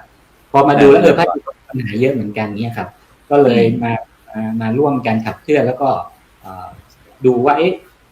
พระเนรเนี่ยจริงๆแล้วมีปัญหาอะไรก็พบว่าจริงๆก็มีปัญหาคล้ายๆกันพระอาจารย์เพียงแต่ว่าพระเนรเขาอาจจะต้องมีข้อเขาเรียกอะไรมีเงื่อนไขเพิ่มเติมจากชาวบ้านเงื่อนไขพิเศษเงื่อนไขพิเศษด้วยเนาะนอกเหนือจากเรื่องของข้อกฎหมายทางโลกแล้วเนี่ยทางธรรมก็จะมีเงื่อนของพระธรรมวินัยหลักเกณฑ์ของวัดถึงการอยู่ภายใต้การปกครองของคณะสงฆ์จนเป็นที่มาที่พระอาจารย์นิสิตได้นำเรียนไปเมื่อสักครู่ว่าก็ไปขับเคลื่อนให้ออกเป็นมติมหาเถรสมาคมให้มีการไปสำรวจเบื้องต้นเข้าใจว่าสำรวจก่อนพอสำรวจเสร็จเนี่ยเราก็จะพบว่าแต่ละคนเนี่ยเขามีประเด็นปัญหาอะไรไหมเขามีจริงๆแล้วบางคนไม่มีสถานะหรือจริงๆแล้วเขามีสถานะแต่เขารอกันพิสูจน์หรือเปล่าอย่างที่ทางพระครูท่านสอบถามเมื่อสักครู่ว่าแล้วถ้าเป็นแรงงานหลักเข้ามาเนี่ย ก็ต้องไปดูครับอาจารย์ถ้าเป็นแรงงานเนี่ยก็แสดงว่าเขาอาจจะมีสถานะเป็นมีสัญชาติของพ่อแม่ที่เป็นแรงงานที่เขาตามมาไหมถ้าเป็นแบบนั้นเนี่ยก็จะใช้สัญชาติในส่วนนั้น แต่ว่าถ้าเราสำรวจพบว่าเขาไร้รัฐไร้สัญชาติแม้ว่าเขาจะมีการเดินทางเข้ามาเนาะในประเทศไทยแล้วอยู่มานานแต่ว่าถ้าตรวจสอบข้อเท็จจริงแล้วพบว่าเขาไม่ได้มีประเทศไหนรับรองเขาอะครับตัวกฎหมายเราของประเทศไทยเองเนี่ยก็เปิดช่องเนาะช่องทางตามมาตรา38 วรรค 2นะครับของพระราชบัญญัติการบินซึ่งเป็นสถานะที่ต่ำที่สุดละนะครับหรือที่เรารู้จักกันในนามกลุ่ม00นะครับจัดทำแล้วเราจะทำปั๊บแน่นอนครับสิทธิการศึกษาเนี่ยได้อยู่แล้วสิทธิในการรักษาเนี่ยก็ได้นะครับเมื่อก่อนไม่ได้นะอาจารย์กลุ่ม00ถ้าทำเมื่อหลายปีที่แล้วเนี่ยถือว่ายังไม่ได้รับสิทธิ์อะไรนะครับแต่ว่าสิทธิ์ต่างๆที่จะต้องพัฒนาต่อเช่นการออกนอกพื้นที่การทำงานเนี่ยครับก็ต้องรอ5 ปีครับก็ต้อง5 ปีใช่ครับก็ต้องรอณตอนนี้เนี่ยยังต้องรอ5 ปีอยู่สำหรับคนกลุ่ม00เนาะอันเนี้ยสำหรับ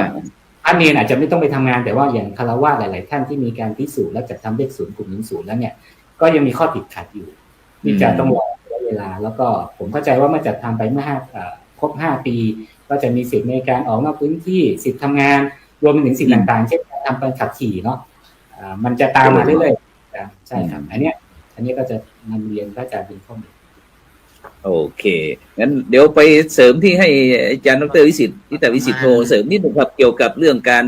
สถานะบุคคลใครเนี่ยมีหน้าที่ที่จะเป็นผู้ที่เก็บข้อมูลรวบรวมอะไรที่จะแจ้งตรงไหนยังไงอย่างนี้ครับสมมติว่ามีเคสเดียวกันเนี่ยมีลูกแรงงานที่จะมาบวชอยู่กับผมเนี่ยเบื้องต้นอย่างนี้ท่านครับเบื้องต้นอย่างประมาณอย่างนี้ครับอาจารย์พระครูก็คือเหมือนกับที่คุณอาทิตย์นะครับที่เล่าให้ฟังก็คือว่าพระกับฆราวาสก็ไม่ต่างกันแต่ทีนี้มันด้วยความเป็นพระเนี่ยมันรู้สึกเบาบางไปอีกมุมหนึ่งก็คือว่าความเป็นสถานะของความเป็นพระเนี่ยก็ไม่ชัดเจนอาจารย์ครับโดยอย่างยิ่งก็คือด้วยจริงๆแล้วพระธรรมวินัยเนี่ยไม่ได้ห้ามอยู่แล้วการบวชเนาะอันนี้คือพระธรรมวินัยเนี่ยอนุญาตให้บวชอยู่แล้วนะครับแต่พอบวชแล้วเนี่ยเราก็ยังไม่ได้รับรองว่าเราเป็นพระในพระพุทธศาสนาเป็นพระสงฆ์ในประเทศไทยอันนี้อันหนึ่งนะครับเพราะว่าเราติดไปที่เราไม่มีสถานะนี่อันนี้คือการปกครองของคณะสงฆ์เราภายใต้พรบคณะสงฆ์นะครับที่จะบวชหรือแม้กระทั่งการจะอนุญาตบวชนี้ก็ต้องไปตรวจอาชญากรรมแต่ทีนี้มันไม่มีหมายเลข13 หลักจะเอาอะไรไปตรวจเห็นไหมอันนี้มันก็จะเหมือนกับละเมิดสิทธิ์ละสิทธิ์ของความเป็นมนุษย์สิทธิ์ของการได้เป็นมนุษย์แล้วสิทธิ์ได้บวชแล้ว ก็ยังได้บวชแล้วยังไม่สามารถที่จะรับรองได้ว่าเขาเป็นนักบวชจริงไหมอันนี้หนึ่งทีนี้พอสิทธิ์ของความเป็นมนุษย์แต่สิทธิ์ในพระธรรมวินัยในการบวชก็ไม่ได้ห้ามให้บวชได้แต่เมื่อบวชแล้วก็ไม่รับรองยิ่งกว่านั้นก็คือว่าสถานะเนี่ยนะครับเป็นต้นถ้าเราจะพัฒนาใดก็ต้องไปพัฒนาที่สถานะก่อนพอเรามีสถานะใดสถานะหนึ่งเนี่ยนะครับความเป็นการคุ้มครองการถูกคุ้มครองการถูกดูแลเนี่ยก็จะตามมานะครับเราไม่ใช่บอกว่าเราต้องการให้พระทุกท่านนะครับมีหมายเลข13 หลักจริงๆหมายเลข13 หลักเนี่ยนะครับมันก็บ่งบอกถึงสถานะใดสถานะหนึ่งใช่ไหมครับที่เป็นบุคคลใดบุคคลหนึ่งซึ่งไม่ใช่เป็นคนไทยนะครับเราอย่าเอามาปนกันคำว่าสถานะกับการเป็นได้สัญชาติไทยเนี่ยมันคนละเรื่องกันอยู่นะครับเพราะว่าสถานะคือเขามาจากสถานะยังไงเราก็ต้องให้เขาเนี่ยได้มีตัวตนและสามารถตรวจสอบได้นั่นคือความมั่นคงความปลอดภัยของเราด้วยสมมุติว่าทุกวันนี้เนี่ยเราประเทศเราเปิดให้แรงงานมาทำงานที่บ้านเราก็เขาต้องมีพาสปอร์ตมีวีซ่าเข้ามาใช่ไหมอาจารย์พระครูใช่แต่ทีนี้เมื่อเขาเข้ามาเนี่ยบางคนเนี่ยเขาไม่ได้ทำวีซ่าไม่ได้อะไรเข้ามาเนี่ยนะครับเขาก็เป็นแรงงานติดตามพ่อแม่มาเมื่อเราเปิดโอกาสแรงงานตรงนี้มาลูกหลานที่เขาตามมาด้วยนะครับเราก็ต้องกำหนดโดยเฉพาะยิ่งก็คือได้ให้การศึกษาเขาเนี่ยนะครับแล้วถ้าเกิดว่า โดยเฉพาะยิ่งเนี่ย ถ้าเราไม่ให้การศึกษากับกลุ่มที่เข้ามาทำเนี่ย แล้วเราจะสื่อสารกันยังไงเวลาเราทำงาน เวลาเราสั่งงานนะครับ ครับ แล้วเผื่อเขามาเป็นพนักงานของเราเนี่ยที่อยู่ตามพื้นที่ต่างๆ เนี่ย ถ้าเขาอ่านไม่ได้เขียนไม่ได้ มันจะอยู่กันยังไงสังคมนี้ ความปลอดภัยมันจะมีที่ไหนอาจารย์วคุสพลใช่ไหมครับ ครับ ฉะนั้นเนี่ย การศึกษาเนี่ยมันคือการคุ้มครองและการเป็นพื้นที่ในการที่ให้คนได้สื่อสารกันสื่อสารได้ทำความมันทำให้ความปลอดภัย เช่นเหมือนพี่อาทิตย์ว่าถ้าเกิดว่าเขาอ่านออกได้เขียนได้เขาไปสอบใบขับขี่ เห็นไหมครับอาจารย์เขาก็มีใบขับขี่เวลาเขาเดินทางเนี่ย แน่นอนเขาก็ต้องมีรถมีอะไรต่างมันก็อยู่กฎระเบียบแล้วยิ่งกว่านั้นก็คือทำให้ความปลอดภัยของเราด้วย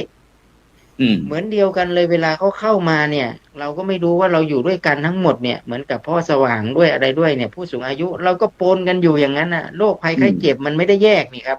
โรคที่มันเข้ามามันไม่ได้แยกบอกว่าเป็นคนไทยไม่ติดนะมีวัคซีนเนี่ยพอมันอยู่ด้วยกันนี่เห็นไหมสังคมของเรานี่มันไปกันหมดเลยนะครับถ้ามันเกิดอะไรขึ้นมาเนี่ยมันก็จะแพร่กระจายออกไปเนี่ยเหมือนกับโควิดชัดเจนมากที่เราเห็นเลยเห็นไหมครับว่ามันมาปุ๊บเนี่ยมันมาจากเราเห็นบอกโอ้มาจากจีนใช่ไหมอาจารย์เราก็โอ้เข้ามากันเราป้องกันขนาดไหนนะครับสุดท้ายเราก็ไม่สามารถที่จะป้องกันได้ว่ามันจะมีกำแพงอะไรที่มานะครับสุดท้ายเราก็ต้องหาเครื่องไม้เครื่องมือหายามาป้องกันด้วยกันอย่างเงี้ยครับอาจารย์ครูครับอันนี้คือผมคิดว่าการมีสิทธิ์การมีสถานะการมีหมายเลขยืนยันตัวตนคือความปลอดภัยของผู้ที่อยู่แล้วผู้ที่ให้อยู่แล้วความปลอดภัยที่สำคัญที่สุดก็คือว่าเราจะได้รู้ว่าเขาเป็นใครมาจากไหนแล้วเราก็จะได้จัดการดูแลเขาอย่างถูกต้องตามสิทธิมนุษยชนที่สิทธิคือขั้นพื้นฐานที่เขาพึงจะได้รับนะครับจัดระบบระเบียบตรงไหนให้มันเป็นเรียบร้อยนะครับฉะนั้นเมื่อกี้เราได้พูดถึงเรื่องแม้กระทั่งสถานะแล้วก็สิทธิโดยเฉพาะเรื่องการรักษาพยาบาลอะไรต่างๆเราจะไปที่มูลนิธิพัฒนางานผู้สูงอายุเพราะว่าพระคุณเจ้าก็มีผู้สูงอายุเหมือนกันนะท่านอาจารย์พ่อสว่างฉะนั้นพระคุณเจ้าเมื่อกี้ยังพระอาจารย์ได้พูดบอกว่าเนี่ยถ้าเป็นพระมหาเถระที่เกี่ยวกับที่พอจะมีปัจจัยก็สามารถที่จะไปรักษาพยาบาลอื่นได้แต่ตรงกันข้ามที่ไม่มีแล้วพ่อจะต้องบางครั้งมีข่าวพระอาจารย์ได้เคยได้ยินกับบางลูกบางองค์เนี่ยเป็นผู้สูงอายุขึ้นมาแล้วป่วยไม่มีใครดูแลลูกศิษย์ลูกหาก็ไม่มีเขาบอกว่าคอนบ่มีเฮ็ด บ่มีจ้างบ่มีงาทีนี้พ่อมูลนิธิของเรามองเห็นยังไงบ้างกับผู้สูงอายุในพระสงฆ์ครับก็ผมจะมองอีกมุมหนึ่งนะเพราะว่าไม่ว่าจะเป็นเรื่องสิทธิทุกคนก็มีสิทธิ์หมดไม่ว่าจะเป็นเรื่องของการบริการด้านสุขภาพประเทศไทยก็เป็นประเทศที่นำในเรื่องของระบบสุขภาพแบบทั่วหน้าซึ่งองค์การอนามัยโลกเขาก็ยกตัวอย่างของประเทศไทยไปเป็นตัวอย่างแก่กับประเทศที่กำลังพัฒนาหลายๆประเทศนะครับแต่ปัญหามันไม่ได้อยู่ที่ว่าระบบเรามีไหมปัญหามันอยู่ที่ว่าเราจะเข้าถึงระบบได้อย่างไรนะครับลองเอากลุ่มเป้าหมายที่มูลนิธิทำงานอยู่ก็คือผู้สูงอายุถ้าผู้สูงอายุอยู่คนเดียวผู้สูงอายุอยู่ตามลำพังอยู่ในสลัมอยู่ในชุมชนแออัดถ้าเจ็บป่วยขึ้นมาแล้วเขามีสิทธิ์รักษาฟรีแต่ว่าใครจะพาเข้าไปผู้สูงอายุเหล่านั้นจะไปถึงแหล่งรักษาได้อย่างไรใช่ไหมฮะหน่วยบริการก็ไม่สามารถที่จะไปลงไปให้บริการในพื้นที่ได้ใช่ไหมครับเพราะฉะนั้นตรงนี้แหละมันก็เป็นสิทธิข้อที่หนึ่งที่มูลนิธิให้ความสำคัญในเรื่องสิทธิในการได้รับการรักษาเมื่อเจ็บป่วยไม่ว่าจะเป็นฆราวาสหรือว่าบรรพชิตนะครับทีนี้ผมเคยมีแนวคิดว่าพระลูกเรียกว่าอะไรนะพระลูกเนนเหรอได้พระสงฆ์ที่ยังอายุไม่มากที่ยังแข็งแรงพระลูกเนนได้พระลูกเนนนะครับ ก็ผมคิดว่าในโดยเฉพาะอย่างยิ่งวัดพระสิงห์เนี่ยผมก็มองเห็นตั้งแต่ท่านพระครูมานิตท่านพระครูอดุลท่านพระครูมานิตท่าน ปู่หมู ที่เร็วๆนี้ก็คือท่านลอยนะครับ พระครูปู่อนันต์เพราะฉะนั้นผมพอเจ็บป่วยเข้ามาใครจะดูแล ถ้าไปโรงพยาบาลก็ไม่มีปัญหาโรงพยาบาลสงฆ์เราก็มีใช่ไหมฮะเสร็จแล้วพอกลับมาอยู่ที่กุฏิล่ะใครจะดูแลจะถึงแม้ว่าจะมีกระบวนการที่จะไปดูแลพระสงฆ์แต่ว่าทำได้ทุกวันไหมการดูแลมันไม่ได้ดูแลอาทิตย์ละครั้งการเจ็บป่วยแล้วนอนติดเตียงอยู่ที่วัดต้องดูตลอด24 ชั่วโมงตลอดทีนี้โจทย์ที่น่าประเด็นที่น่าท้าทายก็คือว่าเจริญพรเราให้ความรู้กับพระลูกเนนในเรื่องของการดูแลพระสงฆ์ที่เจ็บป่วยที่นอนติดเตียงได้ไหมอย่างนี้นะครับถ้าจะทำมูลนิธิยินดีที่จะไปประสานงานเรื่องของการอบรมให้ความรู้เรื่องการรักษาเนี่ยมันไม่ยากเพราะมันมีทีมหมอแต่ว่าการใช้ชีวิตประจำวันเวลาจะเข้าห้องน้ำใครจะพาไปผู้หญิงก็ไปไม่ได้ใช่ไหมฮะคฤหัสถ์เขาก็อาจจะมีภารกิจทางครอบครัวทางอะไรเพราะฉะนั้นผมคิดว่าพระลูกเนนเนี่ยแหละที่ยังแข็งแรงอยู่นี่แหละน่าจะเป็นกลไกหนึ่งที่จะมาเติมเต็มให้กับพระสงฆ์อาพาธที่ว่าจะเป็นที่เราเรียกว่า long term care คือการเจ็บป่วยแบบเรื้อรังเจ็บป่วยแบบยาวๆอย่างเงี้ยนะครับผมคิดว่าถ้าหากว่าเราเริ่มจากที่ไหนไม่เริ่มไม่เป็นไรวัดพระสิงห์เริ่มก่อนหรือว่าจังหวัดเชียงใหม่เริ่มก่อนกับวัดเจดีย์หลวงวัดจะเริ่มตรงไหนต้องถามนั่นจากดร.วิสิตนะครับนะพ่อว่าก็เอาตรงนี้ก่อนเพราะว่ายังดร.วิสิตอาจจะมีเขาเรียกว่าอะไรเป็นพระเนนที่เป็นลูกศิษย์เป็นนักศึกษาอยู่เป็นที่มาเรียนกับที่วัดสนดอกอย่างเนี้ยแล้วเราก็สามารถที่จะกระจายไปวัดต่างๆได้แต่ข้อมูลส่วนแรกจะต้องสำรวจก่อนว่าแต่ละวัดแต่ละพื้นที่มีพระสงฆ์อาพาธที่นอนติดเตียงกี่รูปอย่างเงี้ยนะฮะแล้วเราก็ประมวลนี้ขึ้นมาหมายความว่าเราเห็นแล้วว่าปัญหามันมีอยู่แต่ว่าเราจะตอบโจทย์ตรงนั้นได้อย่างไรนะครับผมคิดว่าถ้าเราให้ความรู้ในเรื่องของการทำงานด้านผู้สูงอายุกับพระเนนเนี่ยมันจะเป็นอานิสงส์อย่างยิ่งวันหนึ่งพระเนนเหล่านั้นก็จะเป็นผู้สูงอายุนะฮะแล้วก็พระเนนรุ่นหลังก็จะต้องไปดูแลท่านต่อถ้าเราทำเป็นวัฏจักรแบบนี้มันจะเป็นลูกได้เลยนะครับอันนี้พูดถึงพระสงฆ์แต่ขณะเดียวกันคนผู้สูงอายุเป็นฆราวาสถึงแม้ว่า long term care มันมีทุกเขาเรียกว่าท้องถิ่นทุกแห่งจะมี long term care หรือว่าการดูแลระยะยาวอบรม CG หรืออบรมผู้ดูแลอะไรต่างๆอบรมแล้วผมยังไม่แน่ใจว่าผู้สูงอายุที่ได้รับอานิสงส์จากการอบรมจากการระบบนั้นมีกี่คนนะครับอย่างในเชียงใหม่มันน่าจะมีนะครับอย่างที่เราทำอยู่ทุกวันเนี้ยเป็นจุดเราเรียกว่าชมรมอาสาสมัครดูแลผู้สูงอายุที่บ้านในชุมชนแออัดมีตอนนี้เราทำอยู่ประมาณ40ชุมชนในจังหวัดเชียงใหม่มันมีตั้ง96ชุมชนนะฮะแต่ว่าจากกำลังที่มีน้อยของเราเนี่ยเราทำได้ประมาณ35-40ชุมชนที่เอาจิตอาสาในชุมชนเนี่ยไปอยู่เป็นเพื่อนผู้สูงอายุไปดูแลเป็นหูเป็นตาเจ็บไข้ได้ป่วยก็พาไปรักษาเพราะว่า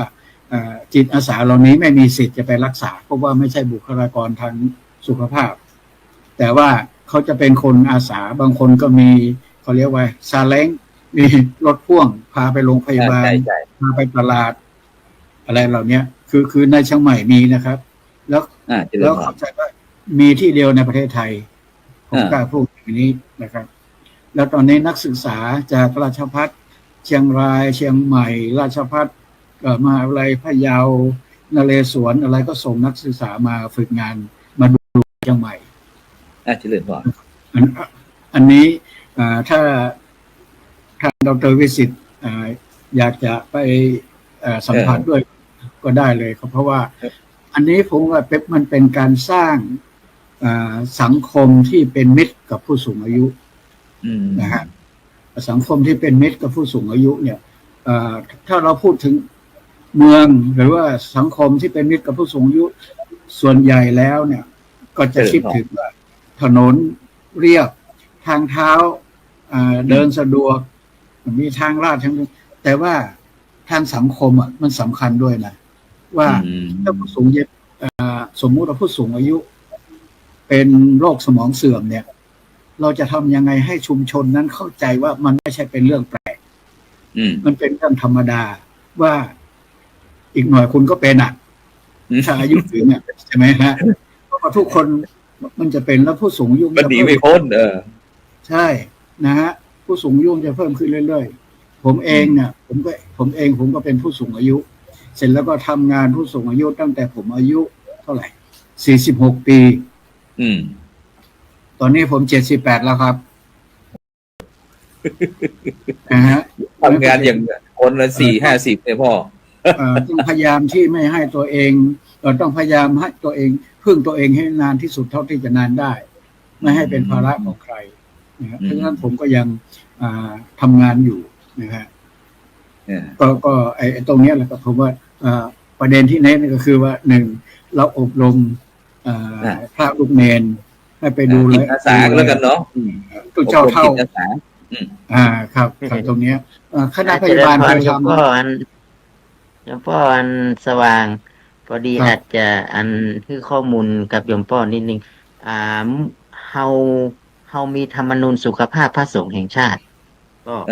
เฮาประกาศธรรมนูญสุขภาพพระสงฆ์แห่งชาติเนี่ยนะครับสช.เฮาขับเคลื่อนกันเนี่ยเรื่อง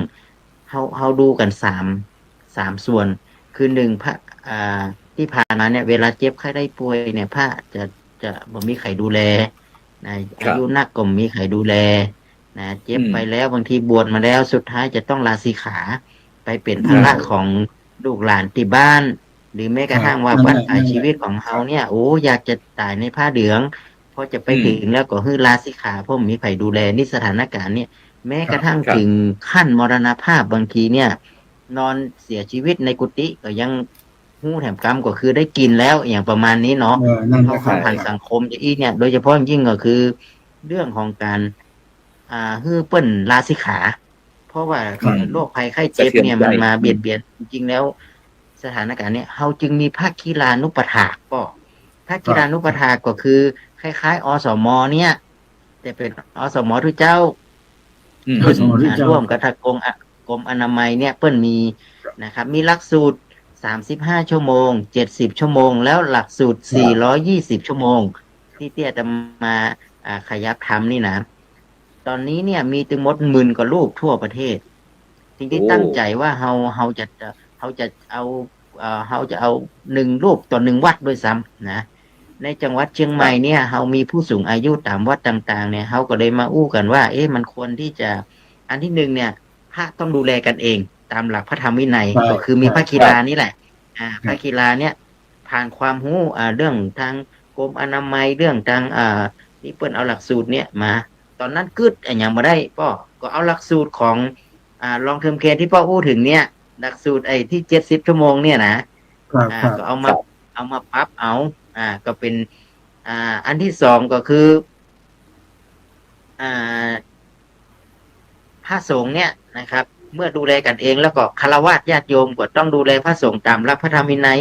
นะครับก็มีองค์กรต่างๆที่เข้ามาดูแลเรื่องสิทธิเรื่องสปสช.อย่างนี้เนี่ยก็มาดูแลกองทุนแล้วต่อจากนั้นพระสงฆ์จะต้องเป็นผู้นำทางด้านสุขภาพหรือว่าสุขภาวะที่ว่าพูดถึงเนี่ยก็คือดูแลจิตใจญาติโยมดูแลให้แก่จิตใจเป็นการแล้วก็ไปช่วยเหลือเยียวยาทางผู้ป่วยโดยเฉพาะยิ่งญาติโยมที่เปิ้นป่วยติดเตียงอย่างก็ไปให้กำลังใจอย่างมื้อนี้เนาะอันนี้เขาเรียกว่าภาคีลานุปถากมีอยู่แล้วทีนี้ถ้าเป็นวัดเนี่ย ในวัดเนี่ยเขาเรียกว่ากุฏิชีวพิบาลที่เขาไอ้ที่นั่นมาน่ะแต่เขาเรียกว่ากุฏิกุฏิชีวพิบาลเนี่ยนะครับ เพื่อเป็นกุฏิรับรองสำหรับทุกเจ้าเวลาป่วยมาเปิ้นไปพักรักษาโรงพยาบาลแล้วก็กลับมาที่วัดเนี่ยนะก็มีพระกีฬาดูแลส่งต่ออย่างนี้นะคิดถึงระบบของเจอี้เลยนะก่อนหน้านั้นคือพระอาจารย์ทำเรื่องสุขภาพ ก่อนที่แล้วทีนี้เฮาก็ได้พบว่าสุดท้ายเนี่ยสถานะเนี่ยก็เป็นสิ่งสำคัญยิ่งเลยคือพระเนนเนี่ยเวลาเจ็บไข้ได้ป่วยเนี่ยนะครับ มันบ่สามารถเข้าถึงสุขภาพได้โดยที่บ่มีสถานะนี่แหละป่อทีนี้ตอนนี้ที่วัดศรีโสดา เป็นที่แรกที่เราไปเปิดกุฏิชีวพิบาล ตอนนี้หลวงพ่อพระธาตุดอยสุเทพพระเดชพระคุณหลวงพ่อพระธรรมเสนาบดีเปิ้นให้อาคาร3 ชั้นใหญ่ๆเลยนะที่วัดลอยสะพันยูป่อตอนนี้ก็ ลอยสะพันยูแม่วาง ไม่วาง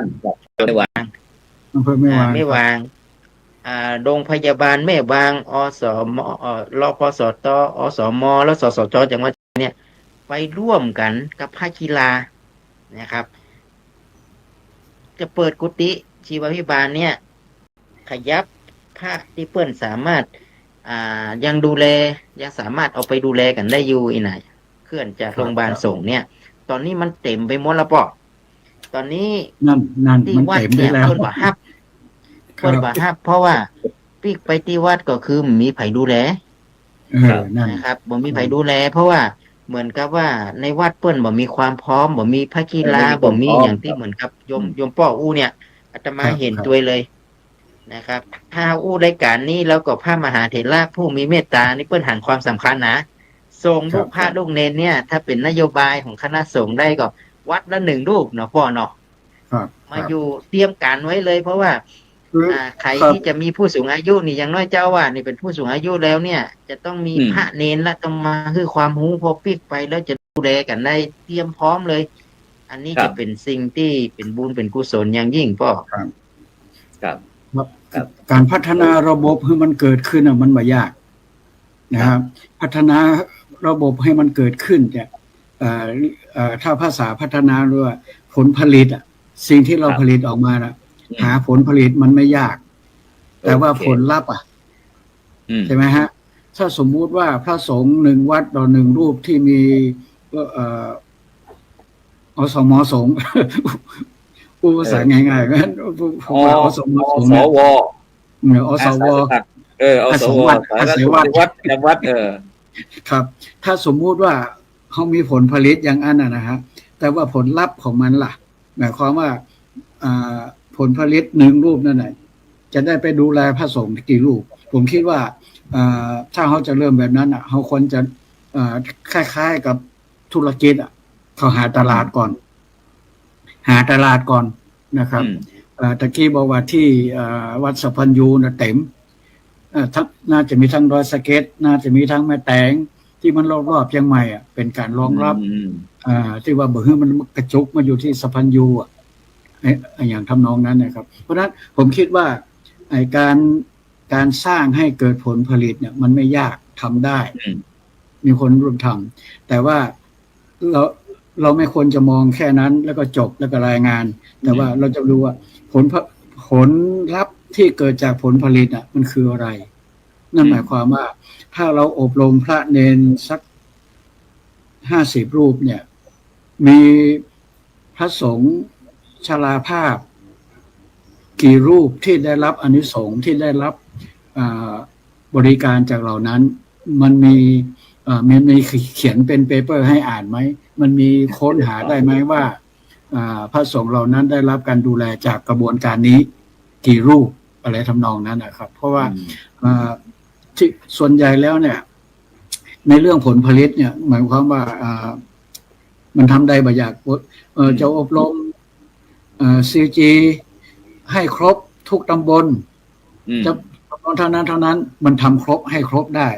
แต่ว่าผู้ดูแลเหล่านั้นจะไปดูแลผู้สูงอายุมีผู้สูงอายุกี่คนที่ได้รับอันนี้เดี๋ยวเราก็ต้องมีโครงการพ่อเนาะไปที่มูลนิธิพัฒนางานผู้สูงอายุของเราเนี่ยเพื่อที่จะได้สนับสนุนในการจัด ทั้งงบประมาณทั้งบุคลากรอะไรต่างๆช่วยการอบรมเดี๋ยวอาจารย์ดร.วิสิทธิ์ก็คงจะมีกำลังพลที่จะเข้าอบรมอยู่นะฉะนั้นเดี๋ยวเพราะว่าเหลือเวลาอีกประมาณสัก6 นาทีเนี่ยเดี๋ยวเราจะวิ่งไปที่กรรมการกสมเราบ้างเพราะว่าในช่วงนี้เราจะเปิดประเด็นอีกทีหนึ่งก็สว่างเพราะว่าพระสงฆ์เราปัจจุบันนี้ก็รู้สึกว่ามันเหมือนกับเจ๊กลากไปไทยลากมาเนี่ยนะพอๆกับลูกฟุตบอลน่ะถ้าพี่น้องประชาชนชาวไทยอารมณ์ไม่ดีก็มาลงที่พระสงฆ์นั่นแหละอยากจะจับไปตรวจเยี่ยวบ้างอยากจะจับขังคอกบ้างอะไรต่างๆนานาเนี่ยช่วงนี้มันเกิดขึ้นแล้วอาจารย์อาทิตย์สิ่งเหล่านี้อันนั้นเป็นเรื่องสิทธิละถูกละเมิดสิทธิเราอยากจะให้พระคุณเจ้าได้มีองค์ความรู้ด้วยไม่ใช่ว่าอยู่ๆใครมาจากไหนไม่รู้อยู่ๆก็จะทำอย่างตามใจตัวเองเนี่ยเราไม่ได้สอบถามพระคุณเจ้าอะไรมันจะยังไงดีอาจารย์อาทิตย์คุยให้ฟังหน่อยครับจะเดี๋ยวเข้าใจว่าเวลาเหลือน้อยแต่ว่าจะฝากไว้สามประเด็นครับอาจารย์อาจารย์สอบถามด้วย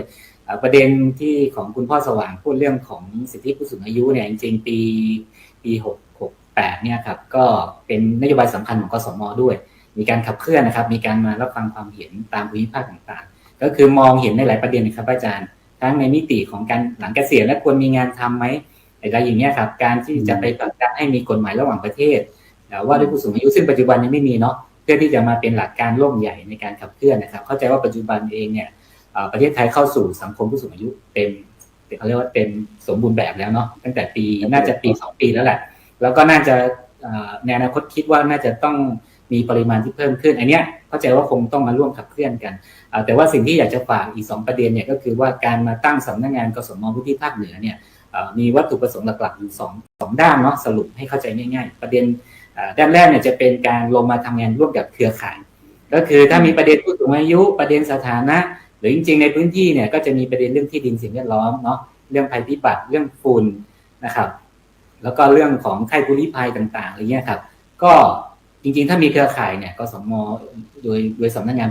ภูมิภาคที่เชียงใหม่เนี่ยก็อยากจะไปร่วมขับเคลื่อนเราจะทำงานในมิติกันแบบไหนเนี่ยเดี๋ยวอาจจะไปคุยกันนอกรอบเนาะอันนี้ก็เชิญชวนนะครับยินดีที่จะร่วมกันแล้วก็มาดูว่าเราจะทำงานกันแบบไหนนะครับซึ่งเรามีต้นแบบของการทำงานด้านคลินิกสิทธิ์กับทางอาจารย์วิสิทธิ์เนาะแล้วก็ทางพี่หลวงอาจารย์นี้ไปพอสมควรแล้วก็อยากจะขับเคลื่อนในประเด็นอื่นด้วยแล้วก็อีกประเด็นสุดท้ายครับที่อยากจะฝากก็จะเป็นเรื่องของการที่อยากจะประชาสัมพันธ์สำหรับ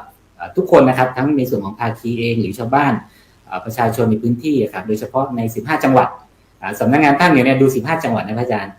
แน่นอนครับเชียงใหม่เชียงรายแม่ฮ่องสอนปากเนี่ยเราดูหมดนะครับไล่ตั้งแต่ข้างล่างลงมาอย่างตัวของพิษณุโลกพิจิตรเนาะกำแพงเพชรตากนะครับไกลเราก็ไปนะครับอาจารย์หรือแม้แต่ที่ไกลที่สุดอย่างเช่นเพชรบูรณ์เนี่ยครับสุโขทัยก็อยู่ในเขตเราตรงเนี้ยถ้าเครือข่ายอยู่ในพื้นที่เนี่ยก็ยินดีที่จะทำงานร่วมกันแต่ว่าถ้าเกิดคนที่ไปประสบปัญหาครับท่านรู้สึกว่าท่านถูกละเมิดสิทธิ์ไม่ได้รับความเป็นธรรมเนาะแล้วก็พยายามเข้าไปใช้สิทธิ์แล้วมันเข้าไม่ถึงเนี่ยครับหรือเข้าไปแล้วมันเกิดปัญหาแล้วพยายามที่จะให้ทางหน่วยงานที่เกี่ยวข้องแก้แล้วเขาก็ไม่แก้เนี่ยผมก็แนะนำนะครับเชิญชวนก็ลองยื่นเรื่องเนาะมาที่กรรมการสิทธิ์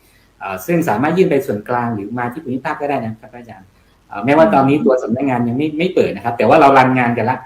เดี๋ยวจะมีกำหนดการเปิดเร็วๆนี้ครับเบื้องต้นก็คาดว่าจะเป็นต้นปีหน้าเนาะก็เดี๋ยวคงจะมีประชาสัมพันธ์ข่าวออกมาแต่ว่าทั้งนี้ทั้งนั้นเนี่ยตอนนี้ทีมงานเราเริ่มทำงานกันแล้ว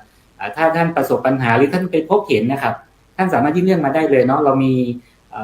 ช่องทางจริงๆหลายช่องทางครับทางไปรษณีย์อีเมลทางเว็บไซต์แต่ว่าผมจะฝากเอาไว้สำหรับเนื่องจากมันมีเวลาน้อยแล้วเดี๋ยวผมจะฝากช่องทางติดต่อให้พระอาจารย์ช่วยประชาสัมพันธ์ทางเพจนะครับก็ถ้าเป็นส่วนกลางเนี่ยสายด่วน1377นะครับเลข4 ตัวโทรไปได้เนาะโทรไปปรึกษา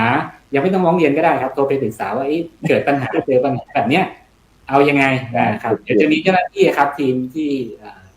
สื่อรับเรื่องเราก็เขายินดีให้คำแนะนำปรึกษาหรือจะยื่นเรื่องเลยก็ได้แต่ถ้าเป็นที่เชียงใหม่เนี่ยก็สามารถที่จะ walk in เข้ามาเนาะอยู่ที่หลังใกล้ๆกับโรงพยาบาลเทพปัญญาหรือถ้าเบอร์โทรก็จะฝากเอาไว้จะเป็นเบอร์โทร053นะครับ2420302นะครับก็โทรมาได้เหมือนกันในวันเวลาราชการหรือถ้าเจอทีมผมนะครับเข้าใจว่ามีหลายคนนะครับลงพื้นที่ไปพบเครือข่ายเนี่ยท่านสามารถยื่นเรื่อง ผ่านพวกผมได้เนาะเราเป็นลักษณะของคลินิกเคลื่อนที่นะครับยื่นได้แล้วทุกเรื่องที่ท่านยื่นเข้ามาเนี่ยเราจะทำความเห็นแล้วก็ทุกเรื่องจะผ่านความเห็นของกรรมการสิทธิ์ซึ่งเป็นบอร์ดใหญ่ของชาติทุกเรื่องนะครับอาจารย์อันนี้ต้องขอย้ำว่าทุกเรื่องของท่านที่ท่านยื่นมากรรมการสิทธิ์ท่านจะรับรู้และท่านจะมีคำวินิจฉัยมีความเห็นและมติออกมาเพื่อช่วยเหลือทุกท่านภายใต้หลักการสิทธิมนุษยชนเนาะก็อาจจะฝากไว้ประมาณเท่านี้ครับอาจารย์ครับสาธุครับถวายพระอาจารย์ดร.วิสิทธิ์สักครึ่งนาทีอาจารย์ ต้องก่อนอื่นต้องขออนุโมทนาจากกสมเนาะที่ได้มีมาตั้งไว้ที่ภาคเหนือแล้วก็รู้สึกว่าแต่ก่อนนี้เวลาเราจะพูดถึงเรื่องกรรมการสิทธิ์รู้สึกอยู่ไกลเราเหลือเกินต้องไปที่กรุงเทพหรือไปที่ส่วนกับเราแต่ว่าตอนนี้เนี่ยกรรมการสิทธิ์มาอยู่ที่เชียงใหม่แล้วก็เราก็สามารถที่จะเหมือนกับความอบอุ่นนะครับความอบอุ่นหรือการที่เราจะมีใครที่จะมาช่วยเราประสานงานนะครับระหว่างที่มันมีประเด็นบางอย่างที่เราจะต้องช่วยกันขับเคลื่อนเรื่องของสิทธิมนุษยชนหรือสิทธิที่พึงจะมีอยู่เนี่ยภายใต้กฎหมายหรือภายใต้ที่เนี่ยนี่เป็นสิ่งที่น่าอนุโมทนาวันนี้นี่ถือว่าเป็นการเปิดตัวแล้วก็บอกเพราะว่าอาจจะมีผู้ชมหรือคณะสงฆ์ที่รับฟังรายการนี้เนี่ยตอนนี้เนี่ยเรามีกรรมการสิทธิ์ที่มาตั้งนะครับสาขาอยู่ที่ภาคเหนือที่ดูแลทั้งหมด15จังหวัดฉะนั้นพระสงฆ์ก็ดีในต่างๆหรือแม้กระทั่งทุกท่านนะครับที่มีประเด็นอะไรที่อยากจะเสนอให้กับทางกรรมการสิทธิ์ได้เป็นผู้ประสานงานเพราะกลไกขององค์กรอิสระเนี่ยนะครับเขามีสิทธิ์ในการคุ้มครองอยู่แล้วครับเบื้องต้นก็คือหมายถึงว่าถ้าเรามีแบบนี้เนี่ยนะครับข้อมูลหรือโดยเฉพาะยิ่งก็อยากจะให้พระท่านได้มีความรู้ด้านสิทธิ์ด้วยนะต่อไปก็อาจจะต้องคุยกับพี่อาทิตย์ว่าเราอาจจะต้องถวายความรู้ให้กับพระสงฆ์นะพระสงฆ์เนี่ยท่านก็ต้องไม่ใช่ว่าผมไม่ต้องการสิทธิ์อะไรหรอกอันนี้ตอนนี้ไม่ได้ละนะครับถ้าไม่มีสถานะนี่ก็ลำบากฉะนั้นพระสงฆ์เราก็อาจจะต้องตรงนี้ด้วยก็ผมคิดว่าในวันนี้เนี่ยที่เป็นอาจารย์พระครูโสพลจัดรายการพูดคุยกันวันนี้ก็เป็นสิ่งที่สำคัญนะครับแล้วก็อยากฝากทุกท่านว่าตอนนี้เนี่ยเราอาจจะต้องทำงานเป็นเครือข่ายกันในการที่จะเชื่อมแล้วก็ให้ความรู้นะครับยังไงก็ตามผมคิดว่าความรู้เป็นเรื่องใหญ่ความรู้นะครับถ้าเรามีความรู้ความเข้าใจเนี่ยมันจะทำให้เราสงบสุขแล้วก็อยู่ด้วยกันด้วยสันติวิธีแล้วก็ไม่ละเมิดสิทธิ์ซึ่งกันและกันอาจารย์ครับครับผมครับสาธุครับฉะนั้นวันนี้ก็ถือว่าเป็นการเปิดโอกาสที่ให้กสม.หรือว่าคณะกรรมการสิทธิมนุษยชนแห่งชาติของเราได้มีส่วนในการมาใช้ช่องทำไมเป็นทีมทีวีออนไลน์ของเราเป็นช่องอีกสื่อหนึ่งเพื่อที่จะเสริมเติมเต็มด้านเรื่องปัญญาให้แก่บรรดาท่านผู้ฟังท่านผู้ชมเพื่อที่จะ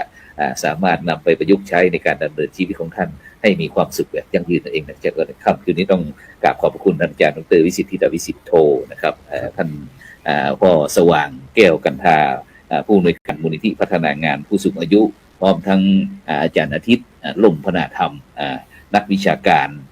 สิทธิมนุษยชนชำนาญการสำนักงานคณะกรรมการสิทธิมนุษยชนแห่งชาติพื้นที่ภาคเหนือของเราที่ได้มาเปิดตัวในวันนี้ก็หวังว่าในโอกาสต่อไปเราก็คงจะมีรายการดีๆให้ทางกสม.หรือว่ามูลนิธิพัฒนางานผู้สูงอายุของเราได้มีโอกาสมาร่วมสนทนาแลกเปลี่ยนกันสำหรับในค่ำคืนนี้ก็โดยเฉพาะท่านผู้ฟังท่านผู้ชมทุกท่านขอบคุณทุกท่านนะเวลาหมดเวลาหลับฝันดีมีเงินใช้ไร้โลคาพยาธิไม่เจ็บไม่จดร่ำรวยทุกผู้ทุกคนสำหรับค่ำคืนนี้เขากล่าวคำว่าสาธุ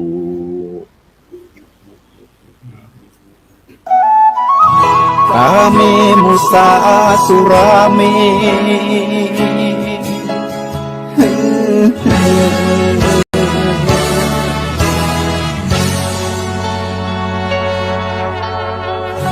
ศีลคือข้อห้ามธรรมคือข้อให้พุทธองค์ตรัสว่า